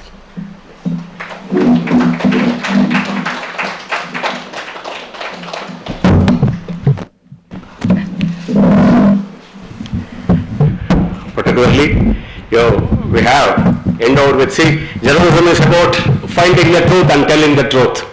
Shivasundar sir has found so much truth, he has discussed so much truth, and he has told all this, all the truth unreservedly. Thank you, sir. It's a dream come ambition for me to have Professor Shivasundar here, and for your kind information of the audience. He has authored a dozen of articles, special articles, writings in EPW. Writing in EPW, getting a byline in EPW is a dream ambition of all the officers, professors and academicians in the institutional framework. And his scholarship, caliber, articulation, his commitment towards truth, everything is envy for all institutional academicians. So thank you, sir, for your enlightening us. And then today, though our function was haphazardly organized because of my own fault it is, I request everybody to excuse. It should have been 3:30. Just I wanted to call the Honorable Vice Chancellor, sir, you please turn over here by 2:30. We have not been able to do it by 2. By the time Vice Chancellor was here, the hall was almost empty. He was generous and magnanimous enough to stay here for the program to be started anyhow. And then, like any assiduous, disciplined student, so keenly he sat and observed and listened to the whole lecture.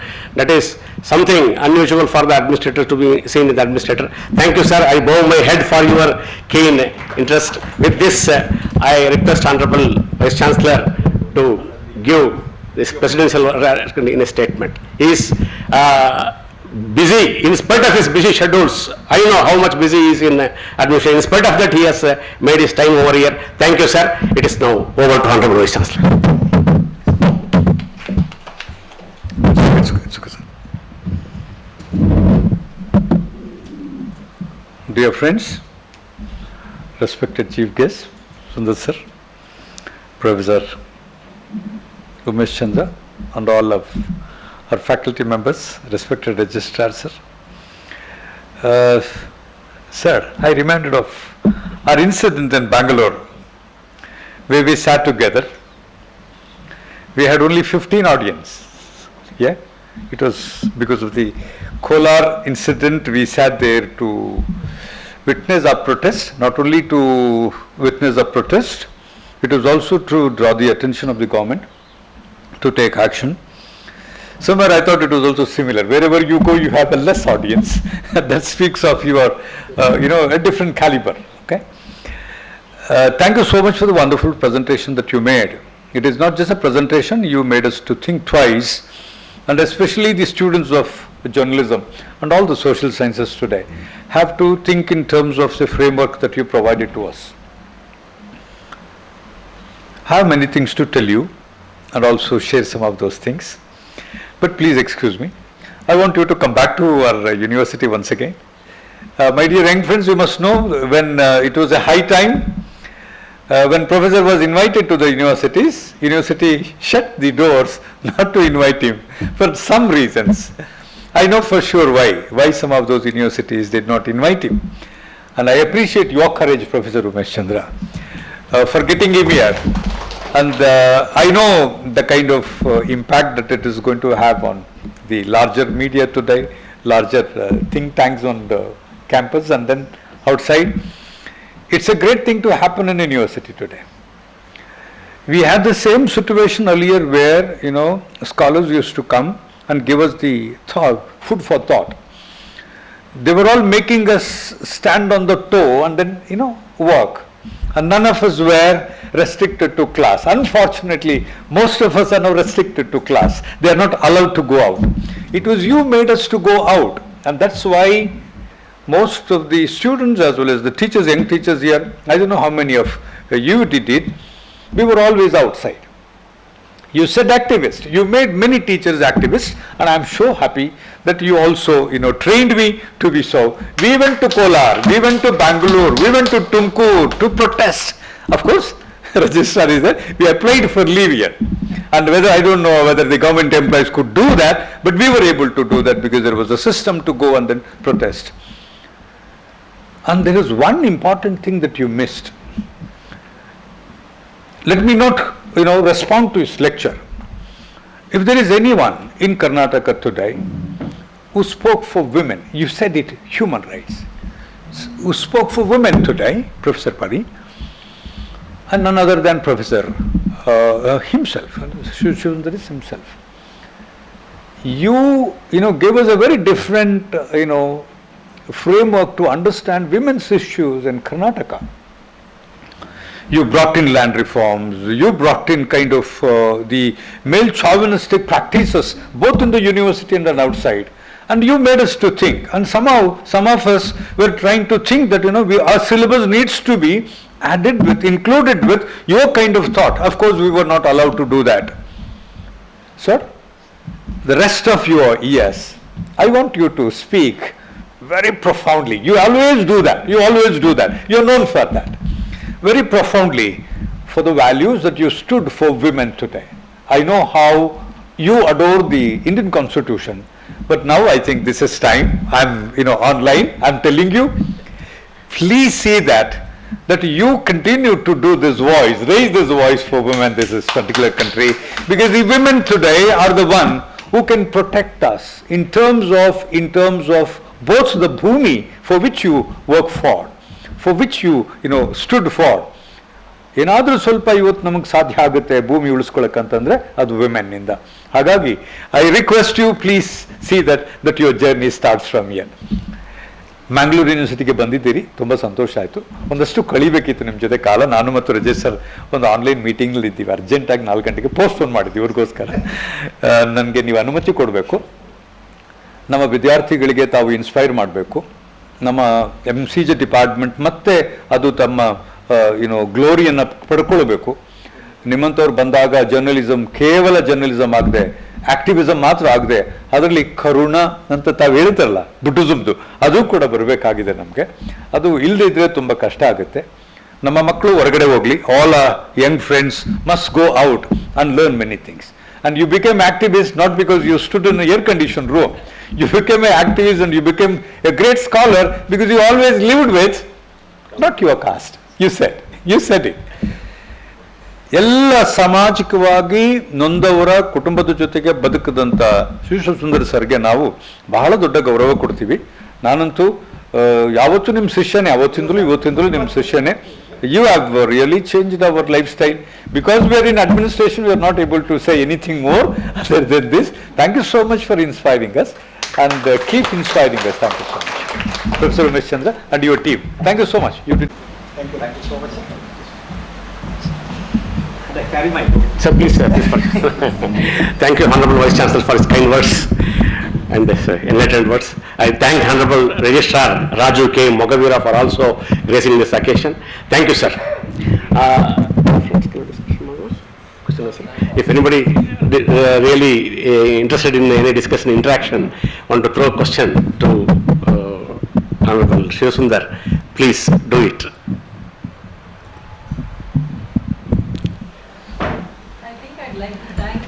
Is all around us, and it's very difficult to get out of it.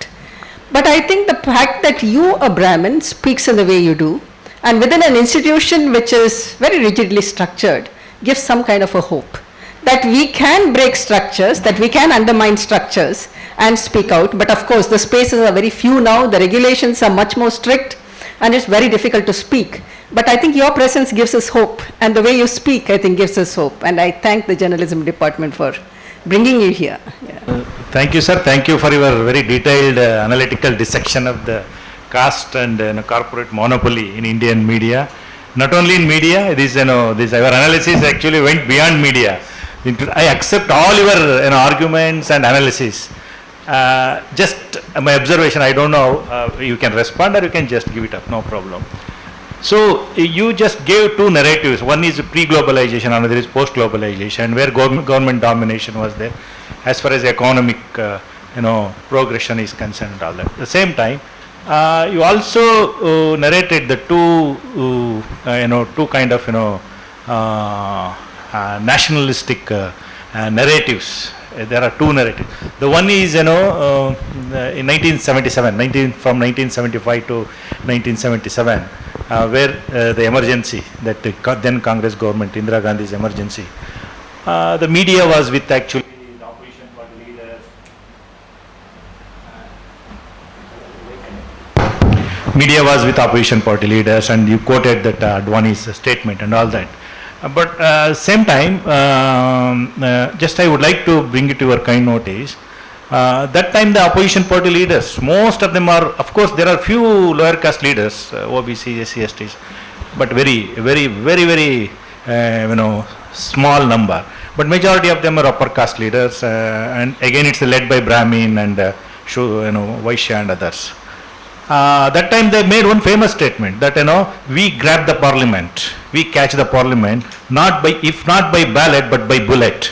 I hope you are, but nobody called them anti-nationals. Please understand, because now we are talking about democratization of everything and all that.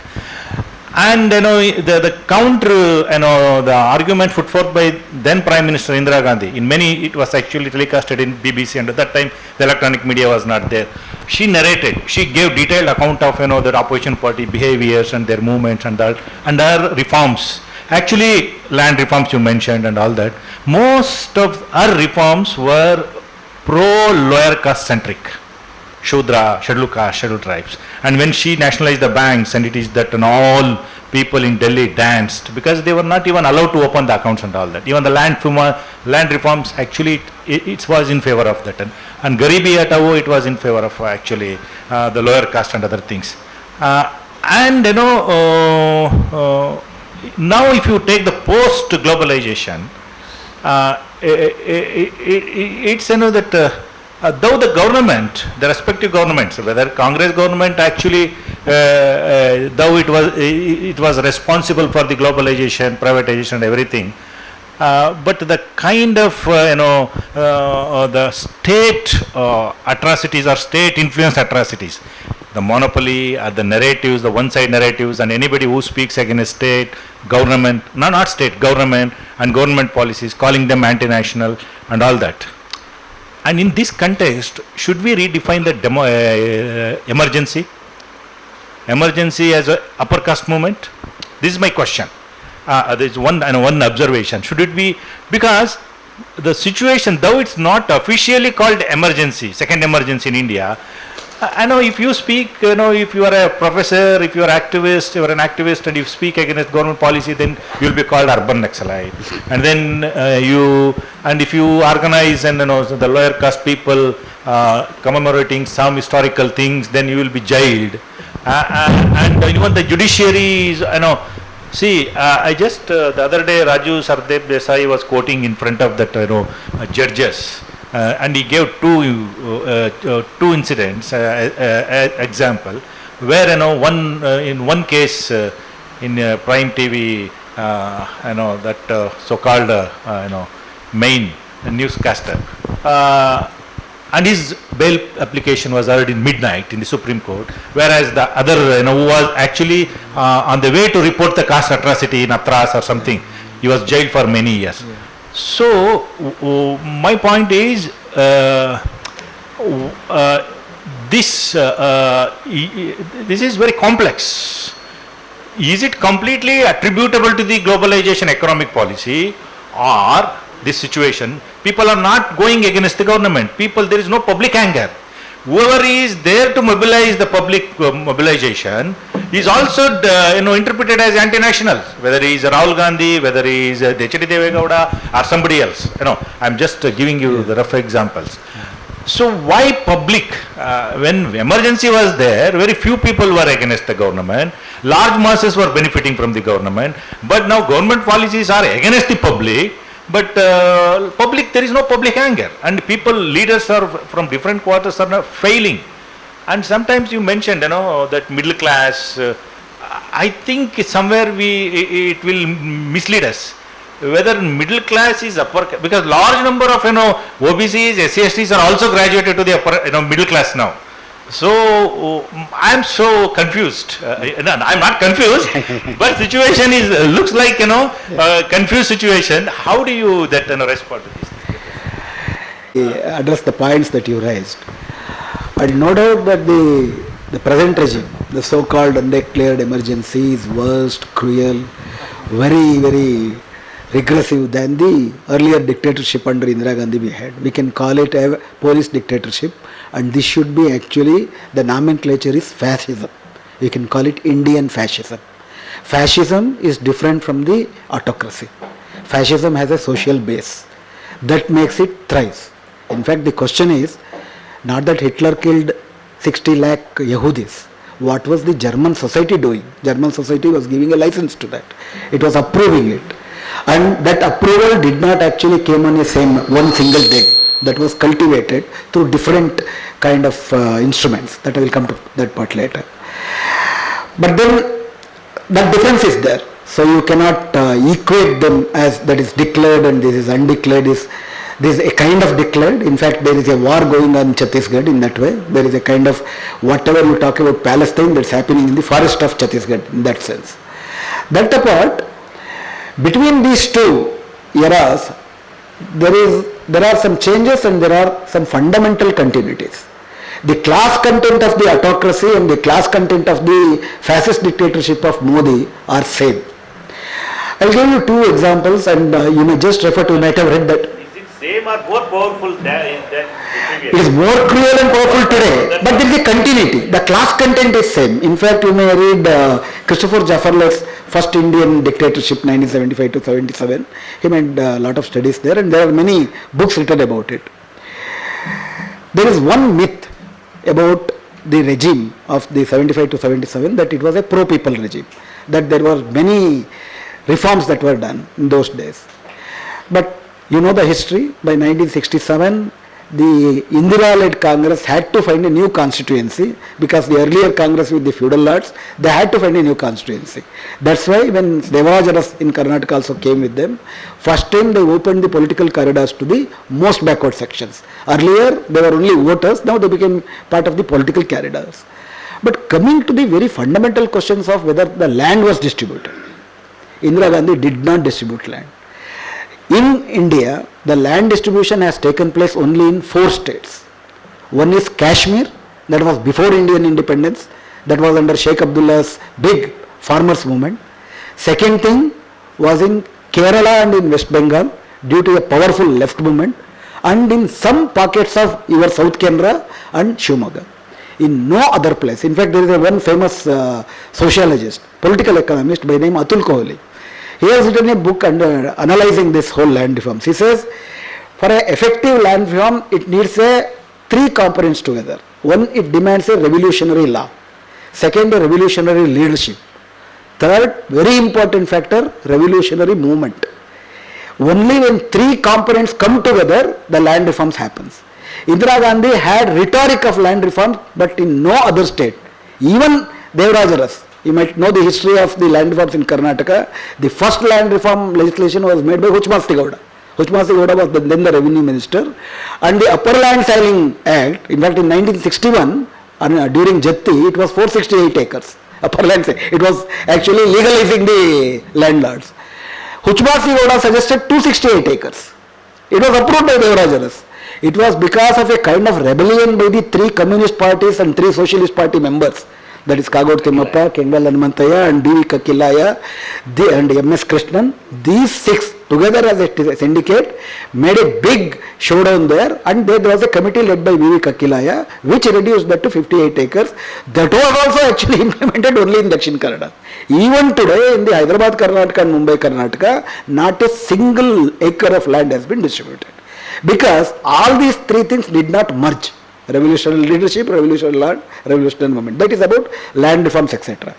Second important thing is, who actually was behind Indira Gandhi? In fact, in 1972, J.R.D. Tata presents a what is called as Tata Memorandum. He says that if India is to ensure higher growth rate, in fact, he said that higher growth rate will solve all the, that is market, free market solutions. He proposed in 1972, Indira Gandhi accepted to that. And whatever proposal he made, for example, the famous PPP that we are seeking today, public-private participation, that was first suggested by Tata Memorandum in 1972. And who were very happy about emergency? It was Birla. He said that now railways are coming on time and no lockouts, no strikes are happening. George Fernandez, all those things you know. And the other important factor is, it is same Indira Gandhi in 1982, in her second coming. There is that famous poem, Second Coming, no? Second coming is always dangerous. The second coming of Indira Gandhi, in 1982, it was Indira Gandhi who gave a slogan saying that India is in danger, Hindu is in danger, and Hindu India needs a strong leadership. It was completely felicitated by Balasaheb Devaras, who was then the RSS Sarasanga Chalak. In fact, even during emergency, in fact, I am writing an article about it, it will appear in Varta Bharati. This RSS actually supported the emergency, and Balasaheb Devaras wrote 3 surrender letters, like Savarkar, during emergency, actually assuring Indira Gandhi that he will work along with them to suppress the communists. And after that, because he was very close friend with Sanjay Gandhi. Sanjay Gandhi's 5 agenda, along with this 20 agenda, all the 5 agenda are very, very anti-Muslim and anti-Dalit.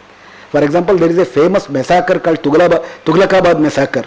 That is what gate? Turkmen Gate. Turkmen Gate massacre. And this whole Asiad thing, they wanted to beautify, etc. Whole Sanjay Gandhi 5-point agenda was completely in concurrence with the RSS agenda. So, it was a prelude to what Modi. But you have something called Yuga Dharma. You could not have a Modi in 1970s, because Yuga Dharma was not that. Because even in 1969 parliament election, if you go and study the manifesto, election manifesto of BJP, it was like a communist manifesto. They said there should be only 4 range of salaries. The gap should be 1:4. It should not be 1:10 or so. That is a communist manifesto. That was the Yuga Dharma. You could not have had a Modi by that time. Deen Dayal Upadhyaya was that integral humanism. Essentially, it is to say that karma, siddhanta should be placed, etc. But there is another important point that you actually mentioned. See, 1984 Lok Sabha election, Congress got 49.2% vote share and 414 seats. BJP got 7% vote share and only 2 seats. 2019 and 2024, BJP is 36%, some variation of seats, that doesn't matter, vote share matters. They have consolidated their vote share from 7 to 36%. Unlike the other parties vote is transactional. Today it is with you, tomorrow it may actually migrate. But here, if they get a vote share, you have a RSS. They work with them. They make a Hindu vote, they make it a Hindutva vote.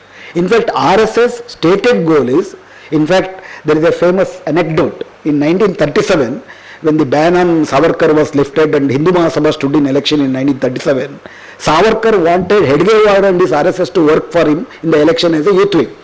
Hedgewar rejects it. We don't want to capture state power. We want to reform the society. We want to build a Hindutva society. That was their long vision. We build a Hindutva society. Hindutva society will elect Hindu Rashtra. That is simple. They penetrated deeply into different kind of sections. So now 36% vote share is not Brahmins and Vaishyas and Baniyas. You have Madigas, you have Holayas, you have lower caste OBCs. Now they are far caste census because the most backward sections of the Bihar are with BJP already. In fact, I cite you an example in Vijapura. Recently it was converted into a corporation. There are 36 wards. In 2 wards, BJP did not field any candidates because it was completely Muslim wards. In another 34 wards, they fielded 6 Lingayats, some 8 Panchamasalis, some 8 Madigas, 5 Holayas, and also Madiga Alemaris. They are called Mangarudis. They are very militia caste, etc. They cater to the whole Hindu pantheon region. Whereas Congress fielded 17 Muslims, 14 Lingayas, and there was hardly any space for other subcastes within the Hindus. So they represented themselves as representing the whole Hindu thing.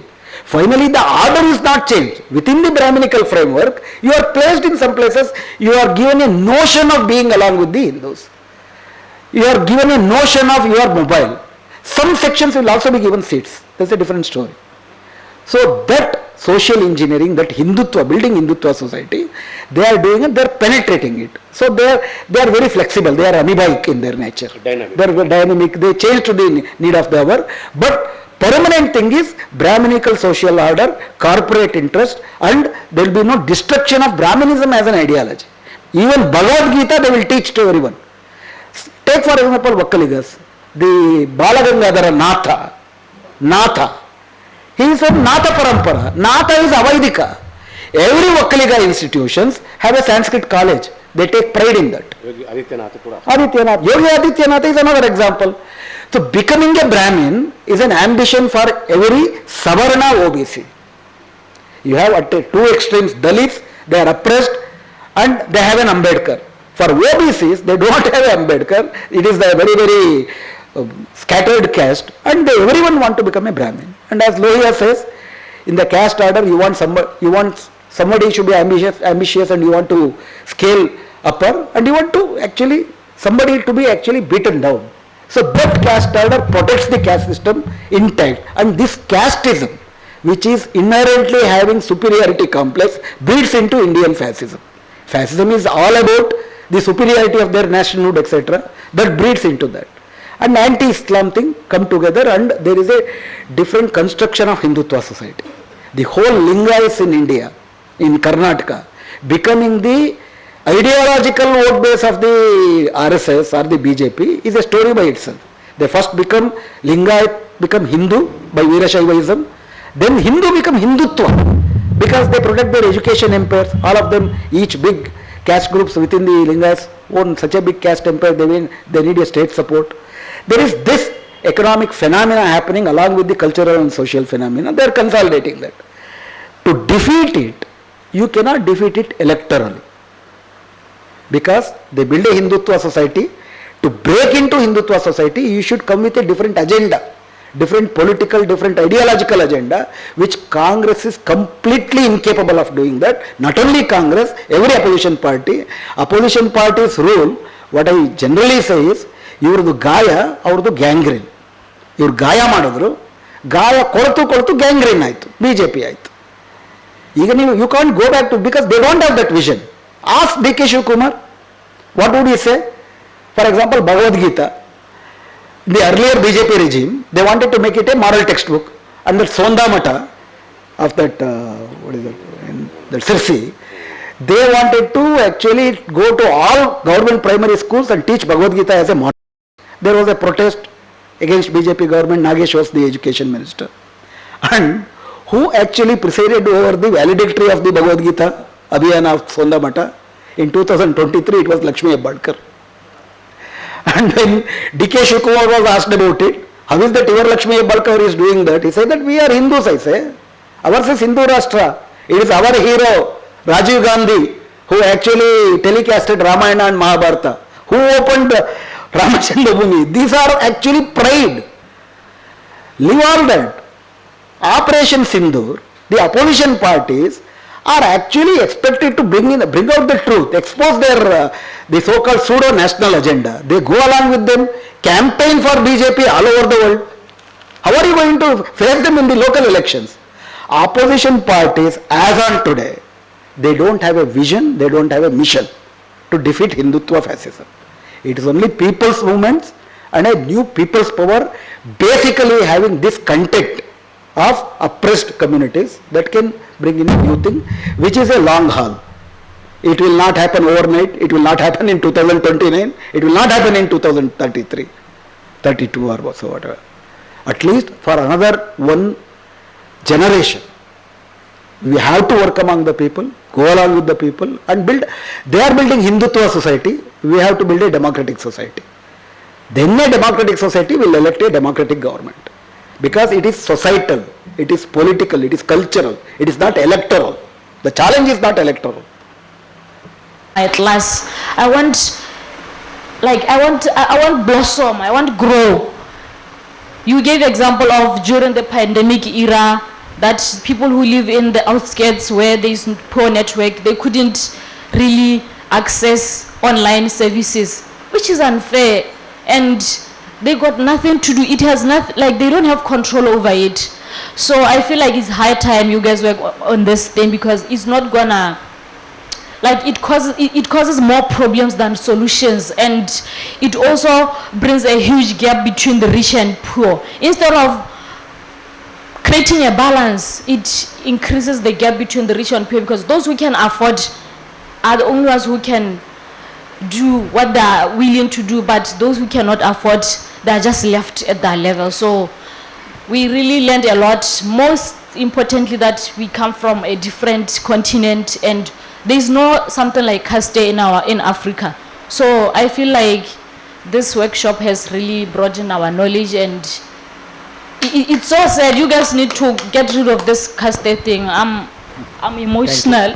Okay, thank you. ನಮಸ್ಕಾರ. ನಮಸ್ತೆ sir. ನಿಮ್ಮದು ರೀಸೆಂಟಾಗಿ ಒಂದು ಸನಾತನವಾದ versus ಸಂವಿಧಾನವಾದ ಒಂದು book ತೊಗೊಂಡಿದ್ದೆ. ಇಷ್ಟು ಎದುರುಗಡೆನೇ ಕೇಳುವಂಥ ಸೌಭಾಗ್ಯ ಸಿಗುತ್ತೆ ಅಂತ ಅಂದ್ಕೊಂಡಿಲ್ಲ. ನಿಜವಾಗ್ಲೂ ಖುಷಿ ಆಯಿತು ತುಂಬ.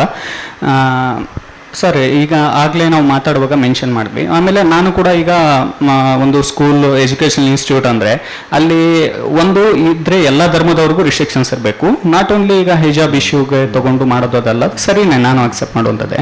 ಆದರೆ ಇಲ್ಲಿ ಏನಾಗುತ್ತೆ ಸರ್, ನಾರ್ಮಲ್ ಆಗಿ ಈಗ ನಾವು ಈ ಥರ ಆಲೋಚನೆ ಮಾಡುವವರೆಲ್ಲ ಹೇಳ್ತೇವೆ, ಇಲ್ಲ ಇವ್ರು ಹಾಕೊಂಡು ಬರ್ತಾರಲ್ಲ ಅವ್ರಿಗೂ ಹಾಕೊಂಡು ಬರೋ ಕೊಡಿ ಅಂತ ನಾವು ಅವಕಾಶ ಕೇಳ್ತೇವೆ. ಇವ್ರಿಗೆ ಎಷ್ಟೋ ಸ್ಕೂಲ್ಗಳಲ್ಲಿ ಸ್ಯಾರಿನೇ ಹಾಕೊಂಡು ಹೋಗ್ಬೇಕು. ಈಗಲೂ ಕೂಡ ಹಿಂದೂಗಳು ಯಾರು ಚೂಡಿದಾರ್ ಹಾಕೊಂಡು ಹೋಗ್ಲಿಕ್ಕೂ ಅವಕಾಶ ಇಲ್ಲ ಸ್ಕೂಲ್ಗಳಲ್ಲಿ.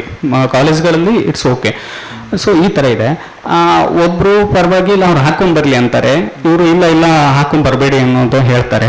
ಬಟ್ ಎಲ್ಲ ಧರ್ಮಗಳಲ್ಲೂ, ಈಗ ಇಸ್ಲಾಂ ಧರ್ಮದಲ್ಲೂ ಹಿಜಾಬನ್ನು ವಿರೋಧಿಸೋರಿದ್ದಾರೆ, ಬುರ್ಕ. ಯಾಕಂದರೆ ನಾವು ಫಂಡಮೆಂಟಲ್ ರೈಟ್ಸ್ ಬಗ್ಗೆ ಮಾತಾಡ್ತೀವಿ, ಬಟ್ ನನಗೆ ಒಂದು ಇಷ್ಟಪಟ್ಟ ಡ್ರೆಸ್ಸನ್ನು ಕೂಡ ನಾವು ಹಾಕ್ಕೊಳ್ಳಿಕ್ಕಿಲ್ಲ ಅಂಥ ಪರಿಸ್ಥಿತಿಲಿ ಇವತ್ತಿಗೂ ನಾವು 2025 ಹೀಗೆ ಇದ್ದೀವಿ. ಸೊ ಆ ಧರ್ಮದಲ್ಲಿ ಇದ್ದಾರೆ. ನಾನು ಹಾಕಲ್ಲ ಅನ್ನೋ ವಿರೋಧಿಸೋರು ನಾನು ಎಷ್ಟೋ ಜನ ನೋಡಿದ್ದೀನಿ. ಈ ಕಡೆ ಸ್ಯಾರಿ ಹಾಕೊಂಡು ಹೋಗ್ಬೇಕಲ್ಲ ಡೈಲಿ, ಅದನ್ನು ವೇರ್ ಮಾಡೋದು ತುಂಬ ಕಷ್ಟ ಸ್ಕೂಲ್ಗಳಿಗೆ ಡೈಲಿ ಹಾಕೊಂಡು ಹೋಗೋದಂದ್ರೆ ಹೆಣ್ಮಕ್ಳಿಗೆ.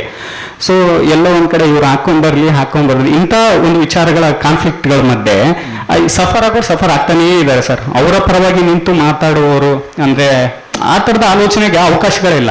ಈಗ ನಾನು ನಿಜ ಪರವಾಗಿ ಏನಾದರೂ ಮಾತಾಡ್ತೀನಿ ಅಂದರೆ ಲೆಫ್ಟಿಸ್ಟ್ ಹಾಗೆ ಹೀಗೆ ಹಿಂದೂ ವಿರೋಧಿ ಅಂತೆಲ್ಲ ಮಾತಾಡ್ತಾರೆ. ಇಲ್ಲ ನಾನು ಅದನ್ನ ಹಾಕೊಳ್ಳೋದು ಒಬ್ಬ ಮಾನವೀಯತೆ human rights, according to human rights ನೋಡೋದಾದ್ರೆ ಇಲ್ಲ, ಅವ್ರಿಗೆ ಒಂದು ಫ್ರೀಡಮ್ ಬೇಕು, ಅದರಿಂದ ಹೊರಗಡೆ ತರಬೇಕು ಅವರನ್ನ ಅಂತ. ಸೊ ಮೊದಲೆಲ್ಲ ಈಗ ಹೊಸದಾಗಿ ಜೀನ್ಸ್ ಪ್ಯಾಂಟ್ ಎಲ್ಲ ಹಾಕೊಂಡೆಲ್ಲ ಟ್ರೆಡಿಷನ್ ಶುರುವಾದಾಗ ಎಷ್ಟೋ ಜನ ಕ್ರಿಟಿಸೈಸ್ ಮಾಡಿದ್ರು, ಇವರು ಹಿಂದೂ ಧರ್ಮನೆಲ್ಲ ಸಂಸ್ಕೃತಿನ ಹಾಳು ಮಾಡ್ತಿದ್ದಾರೆ ಅಂತ. ಬಟ್ ಈಗೀಗ ಅದು ಸೊಸೈಟಿ ಅಕ್ಸೆಪ್ಟ್ ಮಾಡಿದೆ. ಸೊ ಅದೇ ಇಸ್ಲಾಂ ಧರ್ಮದಲ್ಲೂ ಆ ಥರದ ಬದಲಾವಣೆಗಳು ಆಗಬೇಕು ಅನ್ನೋದು ನನ್ನ ಉದ್ದೇಶ. ಅಂದರೆ ಈಗ ಮಾತಾಡೋಕೆ ಹೋದ್ರೆ ಮೇ ಬಿ ಇವನು RSS ಬ್ಯಾಕ್ಗ್ರೌಂಡ್ ಅವನೇನು ಅಂತ ಈ ಥರದ ಒಂದು ಮುಕ್ತವಾಗಿ ಈ ಥರ ಒಂದು ಹಕ್ಕುಗಳನ್ನು ಕೇಳುವಂಥ ಒಂದು ವಾತಾವರಣವೇ ಇಲ್ಲ ಈಗಿನ ಪರಿಸ್ಥಿತಿಯಲ್ಲಿ. ಸೊ ಅವರ ಪರವಾಗಿ ನಿಂತು ಆ ಥರದ ಒಂದು ಕಲ್ಚರಲ್ ಮತ್ತು ಟ್ರೆಡಿಷನಲ್ ಬ್ರೇಕ್ ಮಾಡುವಂತಹ ಒಂದು ಸೊಸೈಟಿಗೆ ನಾವು ಅವಕಾಶನೂ ಕೊಟ್ಟಿಲ್ಲ.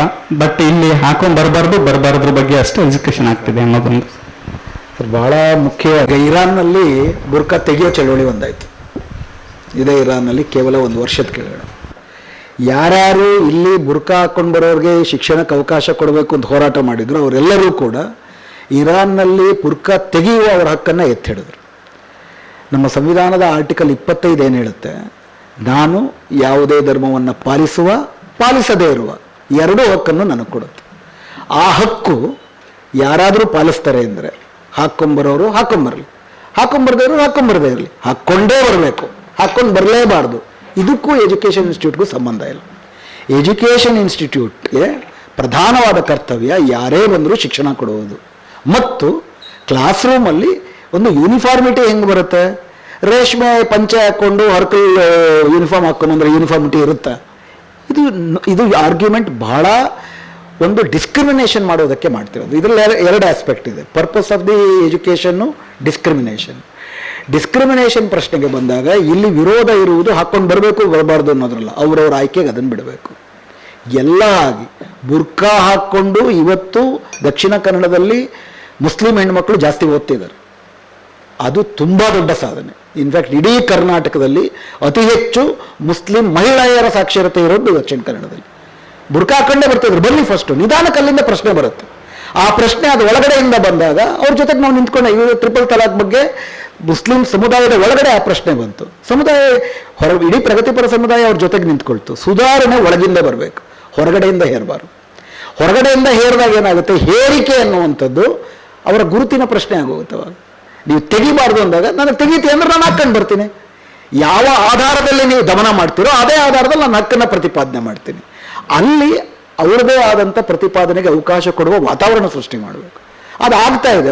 ನಮಗೊಂದು ರೀತಿ ಏನಿದೆ ಅಂದರೆ, ನಿಮಗಂತಲ್ಲ ನಾನು ಹೇಳ್ತಿರೋದು, ಒಂದು ಮುಸ್ಲಿಮರ ಬಗ್ಗೆ ಒಂದು ಸಾಮಾನ್ಯವಾದಂಥ ಒಂದು ತಿಳುವಳಿಕೆ ಇದೆ. ಅಥವಾ ಹೆಂಗಸರು ಅಂತಂದರೆ, ಉದಾಹರಣೆಗೆ ಭಾರತದ ಸ್ವಾತಂತ್ರ್ಯ ಹೋರಾಟದಲ್ಲಿ ಮಾಡಿದಾಗ ಭಾರತದ ಹೆಣ್ಣು ಮಕ್ಕಳು ಸತಿ ಸಹಗಮನದಲ್ಲಿ ಇದು ಮಾಡ್ತಿದ್ರು, ವಿಧವಾ ವಿವಾಹ ಇರ್ತಿರ್ಲಿಲ್ಲ ಅಂತ ಹೇಳ್ತೀವಿ. ನಿಜವಾದು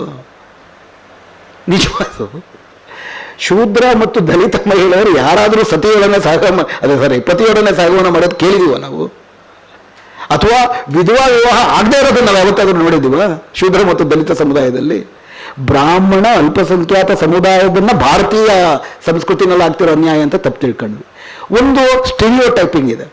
ಆ ಥರದ ಸ್ಟೀರಿಯೋ ಟೈಪಿಂಗು ಮುಸ್ಲಿಮರಿದೆ ಹೆಟ್ರೋಜಿನಿಯಸ್ ಕಮ್ಯುನಿಟಿ. ಕರ್ನಾಟಕದಲ್ಲಿ 92 ಜಾತಿಗಳಿದ್ದಾವೆ ಮುಸ್ಲಿಮರಿದ್ರಲ್ಲಿ. ಅದರಲ್ಲಿ 3 ಹೇಳ್ತಾ, ಅಶ್ರಫ್, ಅಲ್ಜಾರ್ಸ್ ಮತ್ತು ಅಜಲಫ್, 3 ಥರದ ಸಮುದಾಯಗಳು. ಅಶ್ರಫ್ಗಳು ಹೊರಗಡೆಯಿಂದ ಬಂದಂಥವರು, ಅಲ್ಲಿಯ ಮೇಲ್ಸ್ತರದ ಸಮುದಾಯ. ಈ ಇನ್ನೊಂದು ಅಜಲಫ್ ಅನ್ನುವಂಥದ್ದು OBC ಇಂದ ಬಂದದ್ದು. ಅದಕ್ಕಿಂತ ಕೆಳಗಿನ ಸಮುದಾಯ ದಲಿತ್ ಕನ್ವರ್ಟ್ಸ್, ಪಿಂಜಾರರು, ಹಲಾಲ್ಕೋರರು, ದರ್ವೇಶಿಗಳು. ಅವರ ಜೀವನ ವಿಧಾನಕ್ಕೂ ಅಶ್ರಫ್ಗಳ ಜೀವನ ವಿಧಾನಕ್ಕೂ ಬೇಕಾದಷ್ಟು ವ್ಯತ್ಯಾಸ ಇದೆ. ಅಲ್ಲಿ ಬುರ್ಕ ಬಂದೇ ಇಲ್ಲ, ಇನ್ನೂ ಕೂಡ ಬುರ್ಕ ಬಂದಿಲ್ಲ ಅಲ್ಲಿ. ಯಾಕಂದ್ರೆ ಅವರ ಜೀವನ, ಅವ್ರ ಹೆಣ್ಮಕ್ಳು ಅವ್ರು ಕೆಲಸ ಮಾಡ್ಬೇಕು ಹೊರಗಡೆ. ಬುರ್ಕ ಹಾಕೊಂಡಿರೇ ಕೆಲಸ ಮಾಡಬೇಕು. ಮತ್ತೆ ಎಷ್ಟು ಬೆರೆತೋಗಿರುತ್ತೆ ತಳ ಸಮುದಾಯದ ಒಳಗಡೆನ ಸಂಸ್ಕೃತಿ ಜೀವನ, ಎಷ್ಟು ಬೆರೆತೋಗಿರುತ್ತೆ ಅಂದರೆ ಅಲ್ಲ ಡಿಸ್ಟಿಂಕ್ಷನ್ಸ್ ಇರೋದಿಲ್ಲ. ಇನ್ಫ್ಯಾಕ್ಟ್ ಉತ್ತರ ಕರ್ನಾಟಕಕ್ಕೆ ಹೋದ್ರೆ ನದಾಫ್ ಅಂತ ಹೆಸರು ಅವರು ಇಟ್ಕೋತಾರೆ, ಇವರು ಇಟ್ಕೋತಾರೆ, ನಿಮ್ಗೆ ಗೊತ್ತೇ ಆಗೋದಿಲ್ಲ. ಪಾಟೀಲ್ ಅವರು ಇಟ್ಕೋತಾರೆ, ಇವರು ಇಟ್ಕೋತಾರೆ. ಇನ್ಫ್ಯಾಕ್ಟ್ ಉತ್ತರ ಕರ್ನಾಟಕದ ಎಷ್ಟೋ ಹಳ್ಳಿಗಳಲ್ಲಿ ಒಂದೂ ಮುಸ್ಲಿಂ ಫ್ಯಾಮಿಲಿ ಇರೋದಿಲ್ಲ, ಮೊಹರಂ ಮಾಡ್ತಾರೆ ಎಲ್ಲ ಕಡೆ. ಅಂದರೆ ಏಕರೂಪದಲ್ಲಿಲ್ಲ ಮುಸ್ಲಿಂ ಸಮುದಾಯ. ಅದು ಬೇರೆ, ಸೂಫಿ ಸಂಪ್ರದಾಯವೇ ಬೇರೆ ಥರ, ಅದರಲ್ಲಿರೋ ಸಲಾಫಿಗಳೇ ಬೇರೆ ಥರ, ಬೇರೆ ವಹಾಬಿ ಅನ್ನೋದು ಇತ್ತೀಚೆಗೆ ಒಂದು ಇಂಪೀರಿಯಲಿಸಮ್ಗೆ ಅಸರ್ಷನ್ ಆಗಿ ಬಂದು ಅತಿ ಹೆಚ್ಚು ಒಳಗಡೆ ಬೇರೆ ಬೇರೆ ತಂದು ಇರೋವಂಥದ್ದು. ಈ ಮಲ್ಟಿಪ್ಲಿಸಿಟಿ ಇನ್ ಮುಸ್ಲಿಂ ಕಮ್ಯುನಿಟಿಯನ್ನು ಫಸ್ಟ್ ನಾವು ಗುರುತಿಸಬೇಕು. ಎರಡನೇದಾಗಿ ಸಂವಿಧಾನ ಕೊಡುವ ಹಕ್ಕೇನಿದೆ ಎಲ್ಲರಿಗೂ ಕೂಡ. ಬುರ್ಕಾ ಹಾಕ್ಕೊಳ್ತೀನಿ ಅಂತ ನನಗನ್ಸಿದ್ರೆ ಅವ್ರ ಹಕ್ಕನ್ನು ನೀವು ನಿಮ್ಮ ಮಾರಲ್ ಶ್ರೇಷ್ಠತೆಯನ್ನು ಅಲ್ಲಿ ಹೇರಕ್ಕೆ ಬರೋದಿಲ್ಲ. ನೀವು ನಿಮ್ಮ ವಿಚಾರವನ್ನು ಮಂಡಿಸ್ಬೋದು, ಕೊನೆಗೆ ಅವರೇ ಬದಲಾವಣೆ ಮಾಡಬೇಕದು. ನಿಮ್ಗೆ ಆ ಹಕ್ಕು ಕೊಟ್ಟವ್ರು ಯಾರು ಅನ್ನೋ ಪ್ರಶ್ನೆ ಬರುತ್ತೆ. ಅವಾಗ ನೀನು ತಪ್ಪು ಮಾಡ್ತಿದ್ಯಾ, ಸಂವಿಧಾನ ನನಗೆ ಬುರ್ಕಾ ಹಾಕೊಳ್ಳೋ ಹಕ್ಕು ಕೊಟ್ಟಿದೆ, ನನಗೆ ನಿಧಾನಕ್ಕೆ ಅದು ಬಂದು ನಾನು ಎಲ್ಲ ಓದಿ ನನಗೆ ಚೆನ್ನಾಗಿ ಅನ್ಸುತ್ತಪ್ಪ ಬುರ್ಕಾ ಹಾಕೊಳ್ಳೋಕ್ಕೆ ಅಂತ ಅನ್ಸಿದ್ರೆ ನೀವೇನು ಮಾಡ್ತೀರಿ ಅವಾಗ? ಈಗ ಅಡುಗೆ ಮನೇಲಿ ಒಂದಿದೆ, ನಾನು ಸುಮಾರಷ್ಟು ಜನ ಮಹಿಳೆಯರು ಕೇಳಿ, ನನಗೆ ಅಡುಗೆ ಮಾಡೋಕ್ಕೆ ಇಷ್ಟ. ಸಾಮಾನ್ಯವಾಗಿ ನಮ್ಮ ಸ್ಟೆರಿಯೋಟೈಪ್ ಏನಿರುತ್ತೆ, ಅಡುಗೆ ಮನೆಯಲ್ಲಿ ಬಂದ್ಯ, ಇದು 190% ನಿಜ.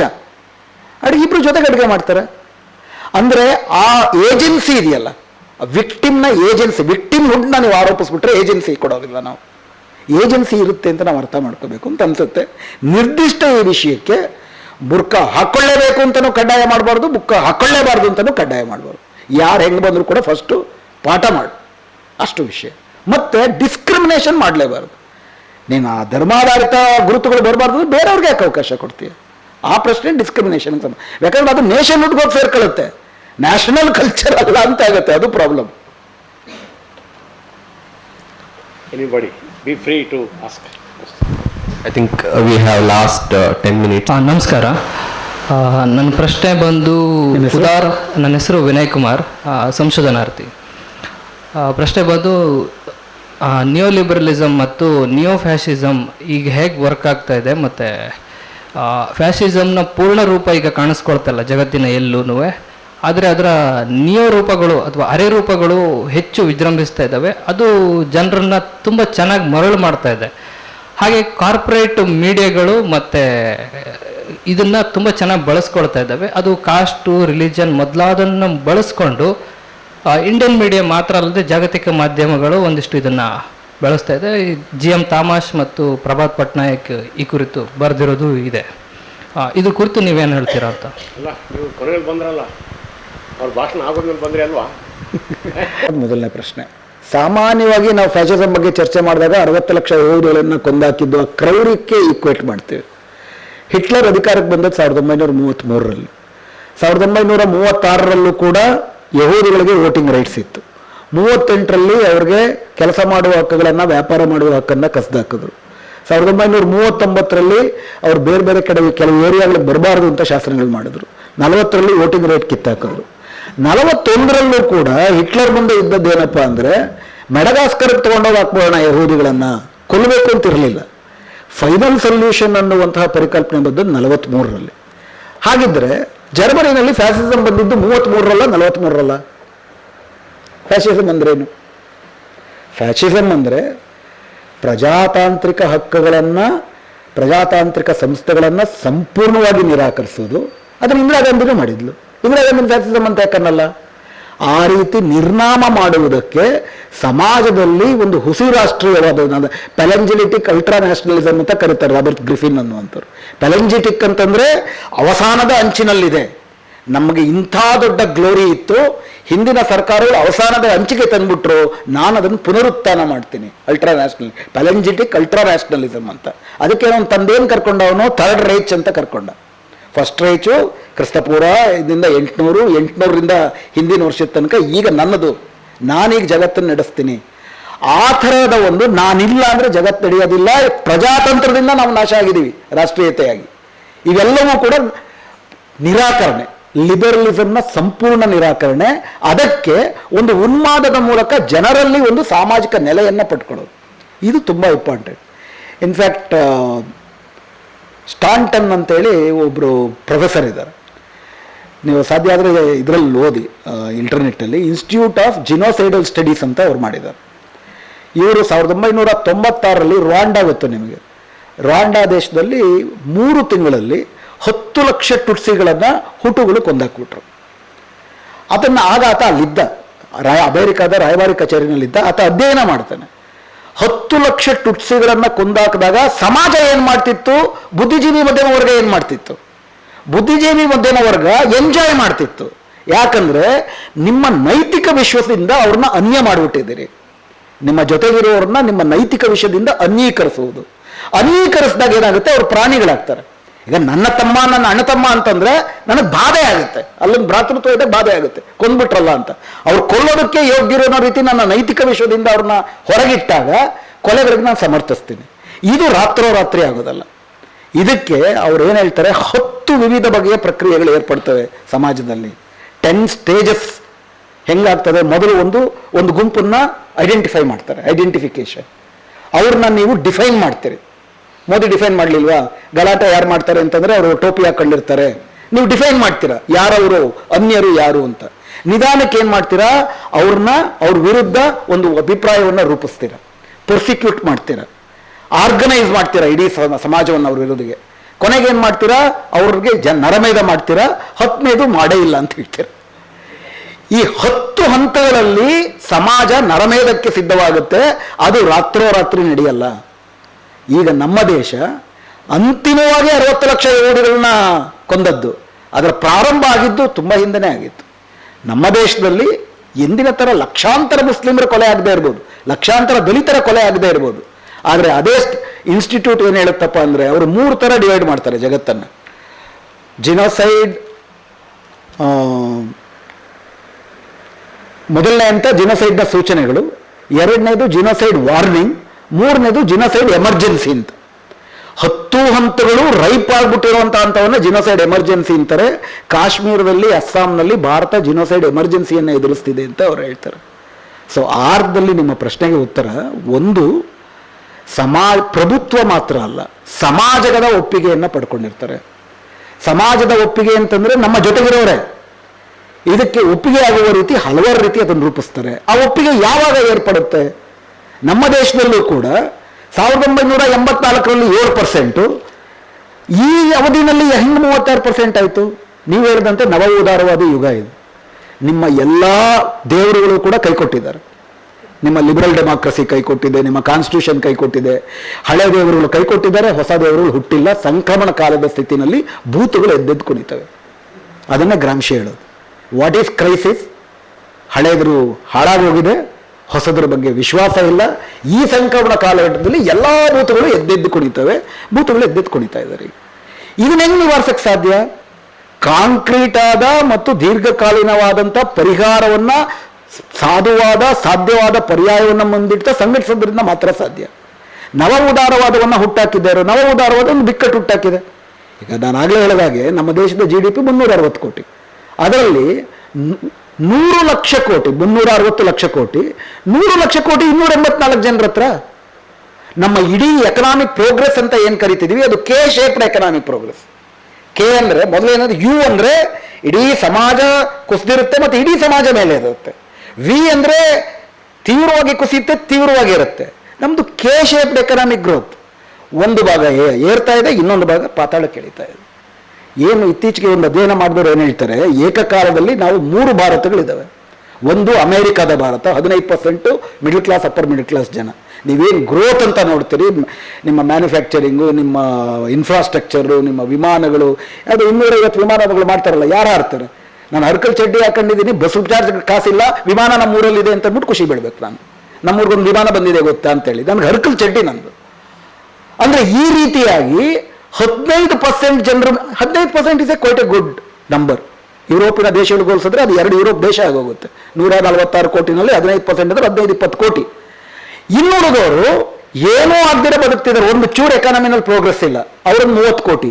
ಇನ್ನು 100 ಕೋಟಿ ಜನ ಬಾಡಿಗೆ ಭವಿಷ್ಯದಲ್ಲಿ ಬದುಕ್ತಿದ್ದಾರೆ. ನಮ್ಮ ದೇಶದ ಬಡತವರ ಬಗ್ಗೆ ಏನು ಹೇಳ್ತಾರೆ, ಮಿಡಲ್ ಕ್ಲಾಸ್ ಬಗ್ಗೆ ಏನು ಹೇಳ್ತಾರೆ? 1 shock away from poverty line. 1 shock ಅವೇ.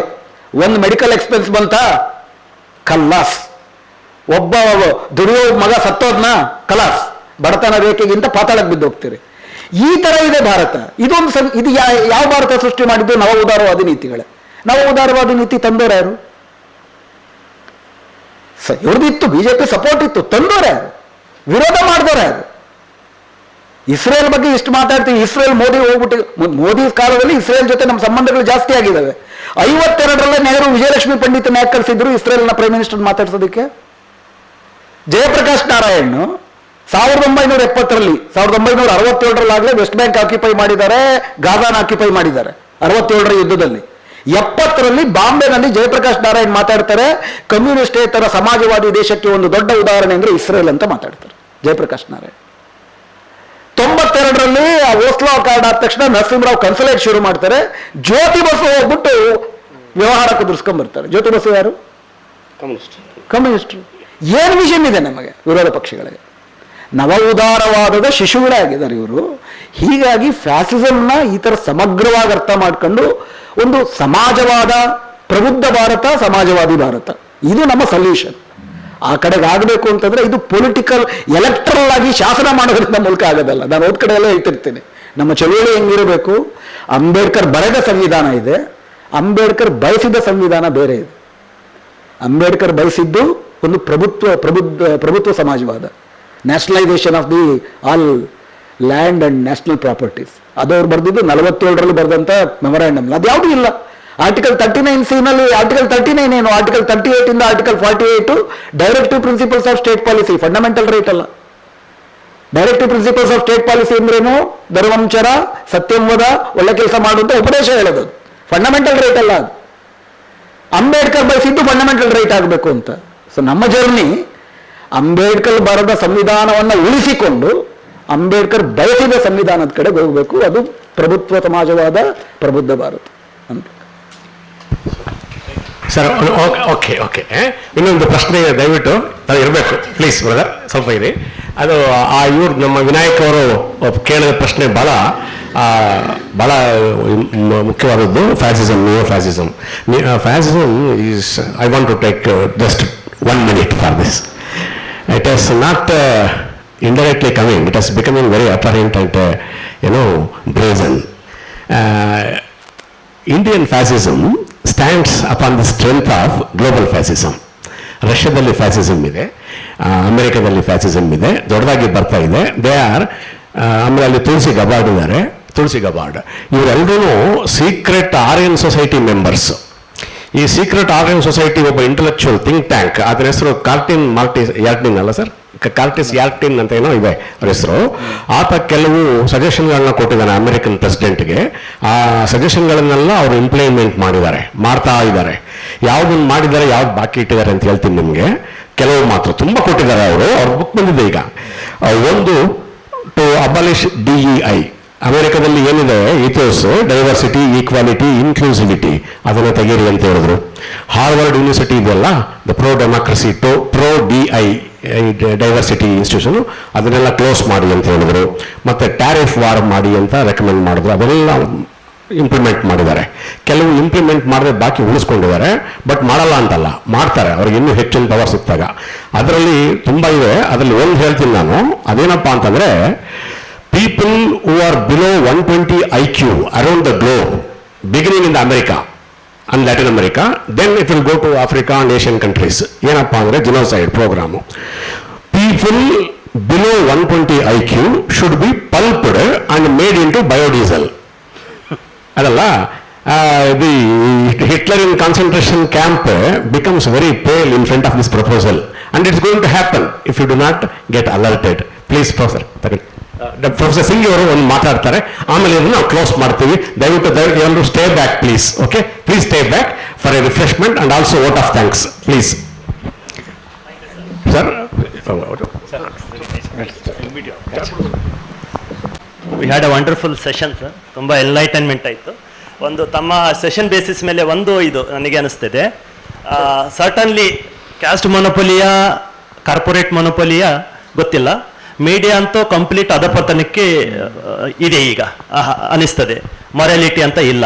ಅದಕ್ಕೆ ತಾವು ಸೂಚಿಸಿರುವ ಸೂತ್ರಗಳು ಏನು ಬುದ್ಧನ ಸೂತ್ರ ಹೇಳಿದ್ರಿ, ಏನು ಯಾವುದು ಪ್ರಜ್ಞಾ, ಶೀಲ, ಪ್ರಜ್ಞಾ, ಮತ್ತೆ ಕರುಣಾ ಮತ್ತು ಮೈತ್ರಿ ಅಂತ ಹೇಳಿದ್ರಲ್ಲ ಸರ್. ಸರಿ, ಬುದ್ಧ ಸಮಾಜ ನಿರ್ಮಿಸ್ಲಿಕ್ಕೆ ಹೊರಡ್ತಕ್ಕಂಥ ಬುದ್ಧನ ಒಂದು ಅಸ್ತಿತ್ವನೇ ಇಲ್ಲಿ ಒಪ್ಪಿಕೊಳ್ಳದೇನೆ ಇಲ್ಲಿ ಅವಸಾನ ಆಗಿರ್ತಕ್ಕಂಥ ಒಂದು ಬುದ್ಧಿಸಮ್ ಇಲ್ಲಿ ನೆಲೆ ಕಾಣಲಿಲ್ಲ, ಬೇರೆ ಕಡೆ ಪ್ರಸಾರ ಆಗೋಯ್ತು. ಅಂಥದ್ರಲ್ಲಿ ಬುದ್ಧನ ತತ್ವಗಳನ್ನು ಇಟ್ಟುಕೊಂಡು ನಾವು ಮತ್ತೆ ಮೀಡಿಯಾನ ರಿವೈವ್ ಮಾಡ್ಲಿಕ್ಕೆ ಆಗ್ತದೆಯಾ ಅಂತ ಅನ್ನೋದು ಒಂದು ಇದು ಚಾಲೆಂಜಿಂಗ್ ಟಾಸ್ಕ್ ಅನ್ಸೋದಿಲ್ವಾ ಅಂತ ಒಂದು. ಬುದ್ಧನ ತತ್ವದ ಸಾರ್ವತ್ರಿಕ ಸತ್ಯಗಳನ್ನು ಅರ್ಥ ಮಾಡ್ಕೊಳ್ಬೇಕಷ್ಟೇ. ಬುದ್ಧನ ನೀವು ರಿವೈವ್ ಮಾಡೋಕ್ಕಾಗಲ್ಲ. ಬುದ್ಧ ಒಂದು ಆದಿವಾಸಿ ಸಮಾಜದ ಒಂದು ಉತ್ಪನ್ನ. ಅವ್ರಿಗೆ ಕ್ಯಾಪಿಟಲಿಸಂ ಪ್ರಶ್ನೆಗಳೆಲ್ಲ ಏನಿರಲಿಲ್ಲ. ಸಾರಾಂಶದಲ್ಲಿ ಒಂದು ಮನುಷ್ಯ ಸಮಾಜ ಸಹಜೀವಿಯಾಗಿ ಹೇಗೆ ಬದುಕಬಹುದು ಅಂದರೆ ಈ ಮೌಲ್ಯಗಳು ಇರಬೇಕು. ಇವತ್ತಿನ ಕಾಲಘಟ್ಟದಲ್ಲಿ ಆ ಮೌಲ್ಯಗಳನ್ನು ಹೆಂಗೆ ರಿಸರೆಕ್ಟ್ ಮಾಡುವುದಕ್ಕೆ ಸಾಧ್ಯ? ಯಾಕಂದರೆ ಮನುಷ್ಯ ಸಮಾಜದ ಬಗ್ಗೆ ಇದೇ ಪ್ರಶ್ನೆಯನ್ನು ಕೇಳ್ತಾರೆ. ಮನುಷ್ಯ ಸಮಾಜ ನಿಜಕ್ಕೂ ಕೂಡ ಉಳ್ಕೊಳ್ಳುತ್ತಾ ಅನ್ನೋ ಪ್ರಶ್ನೆಗೆ ಬಂದರೆ ಒಬ್ಬ ದೊಡ್ಡ ತತ್ವಜ್ಞಾನಿ ಅದಕ್ಕೆ ಕೇಳ್ತಾನೆ, ಏನೆಲ್ಲ ಎದುರಿಸಿದೆ ಮನುಷ್ಯ ಸಮಾಜ. ಇಡೀ ನಮ್ಮ 15,000 ವರ್ಷದ ಇತಿಹಾಸ ನೋಡಿದ್ರೆ ಅವೆಲ್ಲವನ್ನೂ ದಾಟ್ಕೊಂಡು ಬಂದು ಅಲ್ಲಿ ದುಷ್ಟರಿದ್ದಾರೆ, ದುಷ್ಟಶಕ್ತಿಗಳಿದ್ದಾವೆ, ಸೋತಿದೆ ಶಿಷ್ಟಶಕ್ತಿಗಳು, ಮತ್ತೆ ಬೇರೆ ರೂಪದಲ್ಲಿ ಗೆದ್ದಿದೆ. ಅಂದರೆ ಆ ರಿಸೈಲೆನ್ಸ್ ಏನಿದೆ ಅದು ಒಂದು ಹೋಪ್. ಮತ್ತು ಬಡವರು ಬದುಕಬೇಕು ಅಂತಿರೋದು ಸಂಕಟದಲ್ಲೂ ಕೂಡ ಸಂಬಂಧಗಳನ್ನು ಏರ್ಪಡಿಸ್ಕೊಳ್ಳುವಂಥದ್ದೇನಿದೆ ಅದು ನಾವು ಸ್ಲಮ್ಮಲ್ಲಿ ಬದುಕಿದ್ರೆ ರೈತ ತುತ್ತನ್ನ ಇರೋದಿಲ್ಲ, ಅರ್ಧ ಹಂಚ್ಕೊಂಡು ತಿಂತಾರೆ. ಅದು ನಾನು ಆ್ಯಕ್ಟಿವಿಸ್ಟ್ ಆಗಿ ನಾನು ಕಂಡುಕೊಂಡಿರುವಂಥದ್ದು. ನೀವು ಗೇಟೆಡ್ ಸೊಸೈಟಿಗೆ ಹೋದರೆ ಒಂದು ಲೋಟ ನೀರು ಕೊಡಲ್ಲ, ಅದು ಬೇರೆ ಪ್ರಶ್ನೆ. ಅದು ಈ ಬದುಕಿನ ಸಂಕಟಗಳು ಭ್ರಾತೃತ್ವವನ್ನು ಹುಟ್ಟಾಕುವ ರೀತಿಯಲ್ಲಿ ಅದು ಕೇವಲ ತನ್ನಂತೆ ತಾನೇ ಬರೋದಿಲ್ಲ. ಅದಕ್ಕೊಂದು ಆ್ಯಕ್ಟಿವಿಸ್ಟ್ ಏಜೆನ್ಸಿ ಬೇಕು, ಅದನ್ನು ಮಾಡಬೇಕು. ಅದು ಇವತ್ತಿನ ಕಾಲದ ಜ್ಞಾನಶೀಲಕರಣ ಆಗಬೇಕು. ಆ ಸಾರದಲ್ಲಿ ಎಲ್ಲ ಕಾಲದಲ್ಲೂ ಅದಾಗಿರುವುದು ಈ ರೀತಿಯ ಒಂದು ಆ್ಯಕ್ಟಿವಿಸಮ್ ಎಂದರೆ ಬುದ್ಧನೇ ಸ್ಥಾವರ ಆದ.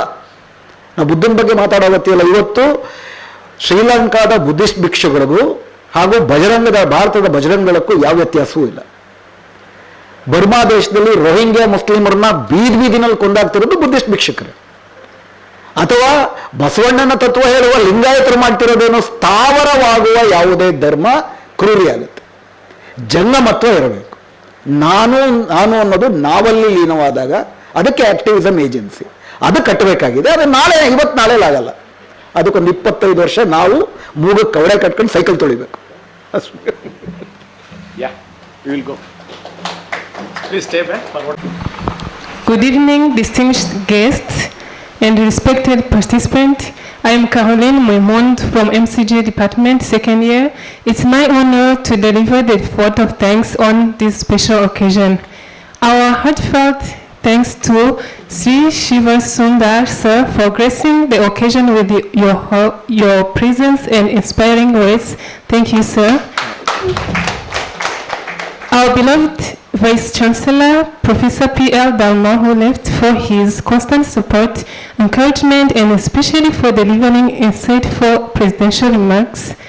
And the Registrar of Mangalore University, Sri K. Laju Mugavera, for his valuable presence and unwavering and administrative support in facilitating this event.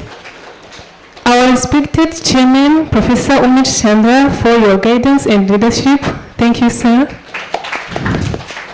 All esteemed guests who have joined us from outside our university, your presence added great value to this event. Thank you very much.